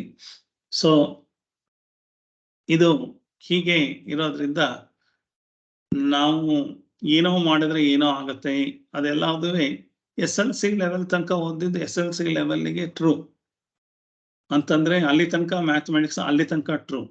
ಇವಾಗ LKG ನಲ್ಲಿ 2+2 ಅಂತ ಹೇಳಿದ್ರೆ ಈ ತರ ಬೆರಳನ್ನ ಇಟ್ಕೊಂಡು 1 2 3 4 ಅಂತ ಹೀಗೆ ಎಣಿಸ್ಬೇಕಾಗಿತ್ತು.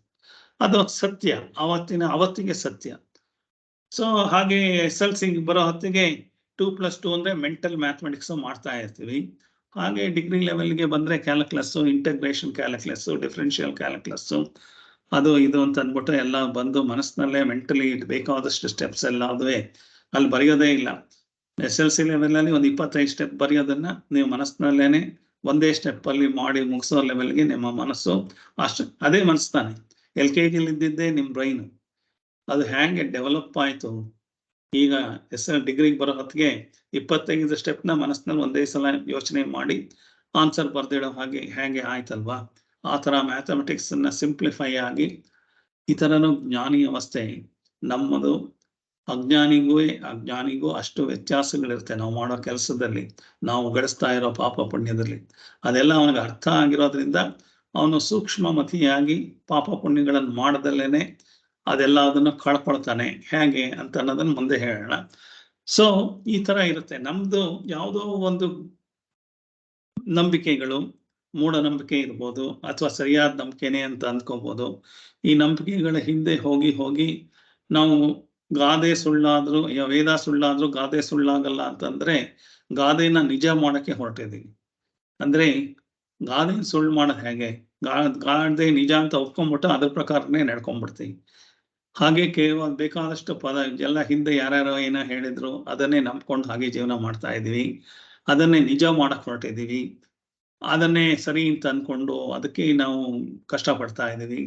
ಅದೆಲ್ಲ ಅಜ್ಞಾನ. ನಾವು ಏನೇನು ಅಂದ್ಕೊಂಡಿದೀವಿ, ಏನೇನು ತಿಳ್ಕೊಂಡಿದೀವಿ, ಇಲ್ಲೇ ಗಳಿಸಿರೋ ಅಂತ ಜ್ಞಾನ, ಅದೆಲ್ಲ ಅದು ವ್ಯವಹಾರ ಜ್ಞಾನ. ಆ ವ್ಯವಹಾರ ಜ್ಞಾನದಲ್ಲಿ ಎಲ್ಲಾವುದು ಸತ್ಯ ಇರಕ್ ಸಾಧ್ಯ ಇಲ್ಲ. ಅದು ಕೆಲವಷ್ಟು ಮಾತ್ರ ಸತ್ಯ ಇರ್ಬೋದು.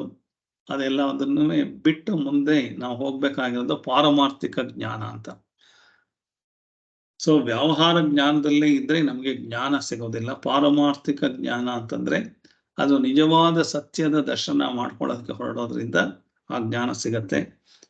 ಬೇಕಾದಷ್ಟು ಏನ್ ಹೇಳ್ತಾರೆ DVG ಒಂದ್ ಕಡೆ, ದೇವ ಮಂದಿರ ಭಜನೆ ಪೂಜೆ ಪುನಸ್ಕಾರಗಳು ಜೀವನದ ಅಲಂಕಾರ ಮನಸ್ಸಿನ ಉದ್ಧಾರ ಆವುದಾಡಮನೊಳಿತು ಈ ಭಾವಮಂ ಈ ಕ್ಷುಲ್ಲ ಜಗದಿಂದ ಮೇಲೈದೊಡೆ ಯಾವುದಾದರೂ ಒಳಿತು ಅಂತ ಹೇಳಿದ. ಅಂತಂದ್ರೆ ನಾವು ಇಷ್ಟೆಲ್ಲ ಮಾಡ್ತಾ ಇದ್ದೀವಿ, ದೇವ ಮಂದಿರ ಭಜನೆ ಪೂಜೆ ಪುನಸ್ಕಾರ ಅಂತ ಹೇಳಿರೋದೇನಂದ್ರೆ, ಈ ದೇವ ಮಂದಿರ ಭಜನೆ ಪೂಜೆ ಪುನಸ್ಕಾರ ಜೀವನದ ಅಲಂಕಾರ, ಮನಸ್ಸಿನ ಉದ್ಧಾರ. ಸೊ ಇದೆಲ್ಲ ನಮ್ಮ ಜೀವನದಲ್ಲಿ ಅಲಂಕಾರವಾಗಿ ಕಾಣಿಸ್ತಾ ಇರ್ಬೋದು, ದೇವ ಮಂದಿರ ಪೂಜೆ ಪುನಸ್ಕಾರ ಎಲ್ಲ. ಇದು ಎಲ್ಲಾ ತರ ಮೂಲ ಉದ್ದೇಶನೇ ಮನಸ್ಸಿನ ಉದ್ಧಾರ ಮಾಡ್ಕೊಳ್ಳೋದಕ್ಕೆ, ಮನಸ್ಸನ್ನ ಜ್ಞಾನಿ ಅವಸ್ಥೆಗೆ ತಗೊಂಡು ಹೋಗೋದಕ್ಕೆ. ನಾವು ಅದನ್ನು ಬಿಟ್ಟುಬಿಟ್ಟು ಇಲ್ಲಿ ನೋಡಿ ನಾನು ಸತ್ಯನಾರಾಯಣ ಪೂಜೆ ಮಾಡ್ತಾ ಇದ್ದೀನಿ, ನಾನು ಎಷ್ಟು ಚೆನ್ನಾಗಿ ತುಪ್ಪ ಹಾಕಿದ್ದೀನಿ, ಎಷ್ಟು ಚೆನ್ನಾಗಿ ರವೆ ಚೆನ್ನಾಗಿ ಇದು ಮಾಡಿ, ಎಷ್ಟು ಚೆನ್ನಾಗಿ ಕಲರ್ ಹಾಕಿ, ಎಷ್ಟೊಂದು ದ್ರಾಕ್ಷಿ ಗೋಡಂಬಿ, ಈ ತರದ್ರೊಳಗೆ ನಾವು ಮನಸ್ಸನ್ನ ಬೆಳೆಸ್ಕೊಂಡ್ರೆ ಅಲ್ಲಿ ಮಾಡಿರೋದು ದೇವ ಮಂದಿರ ಭಜನೆ ಪೂಜೆ ಪುನಸ್ಕಾರ ಜೀವನಕ್ಕೆ ಅಲಂಕಾರವಾಗಿ ಕಾಣಿಸಿದ್ರು ಮನಸ್ಸಿನ ಉದ್ಧಾರಕ್ಕೆ ಮಾಡಿರೋದು. ಆ ಮನಸ್ಸಿನ ಉದ್ಧಾರ ಬಿಟ್ಟುಬಿಟ್ಟು ಈ ಹೊರಗಡೆ ನಾನು ಎಷ್ಟು ಚೆನ್ನಾಗಿ ಮಾಡಿದ್ದೀನಿ, ನಾನು ಎಷ್ಟು ಚೆನ್ನಾಗಿ ಪೂಜೆ ಮಾಡ್ತಾ ಇದ್ದೀನಿ, ನಾನು ಎಷ್ಟು ಚೆನ್ನಾಗಿ ಅಲಂಕಾರ ಮಾಡ್ತಾ ಇದ್ದೀನಿ, ನಾನು ಎಷ್ಟೊಂದು ಖರ್ಚು ಮಾಡಿದ್ದೀನಿ, ಈ ತರ ಅಹಂಕಾರ ಮಮಕಾರ, ನಮ್ಮನೆ ಪೂಜೆ ತರ ಅವ್ರ ಮನೆದಿಲ್ಲ, ಈ ತರ ಅಹಂಕಾರ ಮಮಕಾರದಲ್ಲಿ ಪೂಜೆ ಮಾಡ್ಕೊಂಡು ಪೂಜೆಯ ನಿಜವಾದ ಅಂತಸತ್ವನ ಮರೆತು ಬಿಟ್ಟಿದೀವಿ. ಸೊ ಪೂಜೆ ಏನು, ದೇವ ಮಂದಿರ ಭಜನೆ, ದೇವಸ್ಥಾನಕ್ಕೆ ಹೋಗೋದೇ ಆಗ್ಲಿ, ಭಜನೆ ಮಾಡೋದೇ ಆಗ್ಲಿ, ಪೂಜೆ ಮಾಡೋದಾಗ ದೇವ ಮಂದಿರ ಭಜನೆ ಪೂಜೆ ಪುನಸ್ಕಾರ ಜೀವನದ ಅಲಂಕಾರ, ಮನಸ್ಸಿನ ಉದ್ಧಾರ. ಎಲ್ಲಾ ತರದ್ದು ಮನಸ್ಸಿನ ಉದ್ಧಾರ ಮಾಡೋದಕ್ಕೆ ಇರೋದು. ಅದೊಂದನ್ನು ಬಿಟ್ಟು ಬಾಕಿದೆಲ್ಲ ಮಾಡ್ತಾ ಇದೀವಿ ನಾವು. ಇವ್ರ ಮನೇಲಿ ಇಷ್ಟು ಸಣ್ಣದಾಗಿ ಸತ್ಯನಾರಾಯಣ ಫೋಟೋ ಇಟ್ಟಿದ್ರೆ ಮೊನ್ನೆ ದೊಡ್ಡ ವಿಗ್ರಹನೇ ತರಿಸಿಟ್ಟಿದೀವಿ, ಅದಕ್ಕೆ ನೋಡಿ ಒಂದು ದೊಡ್ಡದು ಹಾರ ಹಾಕ್ಸಿದೀವಿ, ಕಲರು ಫ್ಲವರ್ ಡೆಕೋರೇಟರ್ಸ್ನೆಲ್ಲ ಕರ್ಸಿ ಮಾಡಿದೀವಿ. ಈ ತರ ಎಲ್ಲ ಮಾಡಿ ಪೂಜೆಯ ಅರ್ಥನ ಕಳೆದುಬಿಟ್ಟು ಐಷಾರಾಮ, ನಮ್ಮ ಹತ್ರ ದುಡ್ಡಿದೆ ನಾವು ಮಾಡ್ತಾ ಇದೀವಿ ಅನ್ನೋ ತರ, ಹಾಗೆ ಅದನ್ನ ನೋಡಿ ದೊಡ್ಡವ್ರು ಮಾಡ್ತಾ ಇದ್ದಾರೆ ಅಂತ ಬಡವರು ಸಾಲ ಮಾಡಾದ್ರು ಮಾಡ್ತಾರೆ. ಹಾಗೆ ನಡೀತಾ ಇದೆ ಪೂಜೆ ಪುನಸ್ಕಾರಗಳು. ಅದಲ್ಲ ಇರೋದು, ಮನಸ್ಸಿನ ಉದ್ಧಾರ ಮಾಡ್ಕೊಳಕ್ಕೆ ಇರೋದು, ಮನಸ್ಸಿನ ಏಕಾಗ್ರತೆ, ಮನಸ್ಸಿನ ಶುದ್ಧತೆ ಮಾಡ್ಕೊಳ್ಳೋದಕ್ಕೆ ಇರೋದು. ಅದನ್ನು ಮಾಡದಲ್ಲೇನೆ ಏನು ಮಾಡಿದ್ರು ಪ್ರಯೋಜನ ಆಗಲ್ಲ. ನಾನು ಬೇಕಾದಷ್ಟು ದುಡ್ಡು ಖರ್ಚು ಮಾಡ್ಬೋದು, ಬೆಳಗ್ಗೆ ತಣ್ಣೀರ್ ಸ್ನಾನ ಮಾಡ್ಬೋದು, ಬೆಳಗ್ಗೆ ಹೇಳ್ಬೋದು, ಮಾಡ್ಬೋದು, ಅದಷ್ಟರಿಂದನೇ ಆಗಲ್ಲ. ಮನಸ್ಸನ್ನ ನನ್ನ ಏಕಾಗ್ರತೆ, ಮನಸ್ಸಿನ ಶುದ್ಧತೆ ಮಾಡ್ಕೊಳ್ದಲ್ಲೇ ಏನೇ ಮಾಡಿದ್ರು ಅದು ಯಾತ್ರಿಂದನೂ ಫಲ ಸಿಗಲ್ಲ. ದೇವ ಮಂದಿರ ಭಜನೆ, ಪೂಜೆ ಪುನಸ್ಕಾರಗಳು ಜೀವನದ ಅಲಂಕಾರ, ಮನಸ್ಸಿನ ಉದ್ಧಾರ. ಯಾವುದಾದ್ರೂ ಒಂದನ್ನು ಹಿಡ್ಕೊಂಡು ಮಾಡಿದ್ರೂ ಈ ಭಾವಕ್ಷುಲ್ಲ ಜಗದಿಂದ, ಅಂದ್ರೆ ಈ ವ್ಯವಹಾರ ಜಗತ್ತಿನಿಂದ ಮೇಲೊಯ್ದೊಡೆ, ಅಂದ್ರೆ ಪಾರಮಾರ್ಥಿಕ ಜಗತ್ತಿಗೆ ನನ್ನನ್ನು ಟ್ರಾನ್ಸ್ಫರ್ ಮಾಡೋದಾದ್ರೆ ಅದು ಪೂಜೆ, ಅದು ನಾನು ಮಾಡೋ ಸತ್ಕರ್ಮ ಅಂತ ಹೇಳ್ತಾನೆ. ಹಾಗೆ ಮಾಡಬೇಕು ಎಲ್ಲದನ್ನೂ ಅಂತ ಹೇಳ್ತಾ ಇವತ್ತಿನ ಪಾಠನ ಮುಗಿಸ್ತಾ ಇದ್ದೀನಿ. ಧನ್ಯವಾದಗಳು. ಓಂ ಸರ್ವೇ ಭವಂತು ಸುಖಿನಃ, ಸರ್ವೇ ಸಂತು ನಿರಾಮಯಾಃ, ಸರ್ವೇ ಭದ್ರಾಣಿ ಪಶ್ಯಂತು, ಮಾ ಕಶ್ಚಿತ್ ದುಃಖ ಭಾಗ್ ಭವೇತ್. ಓಂ ಶಾಂತಿ ಶಾಂತಿ ಶಾಂತಿ. ಹರಿ ಓಂ.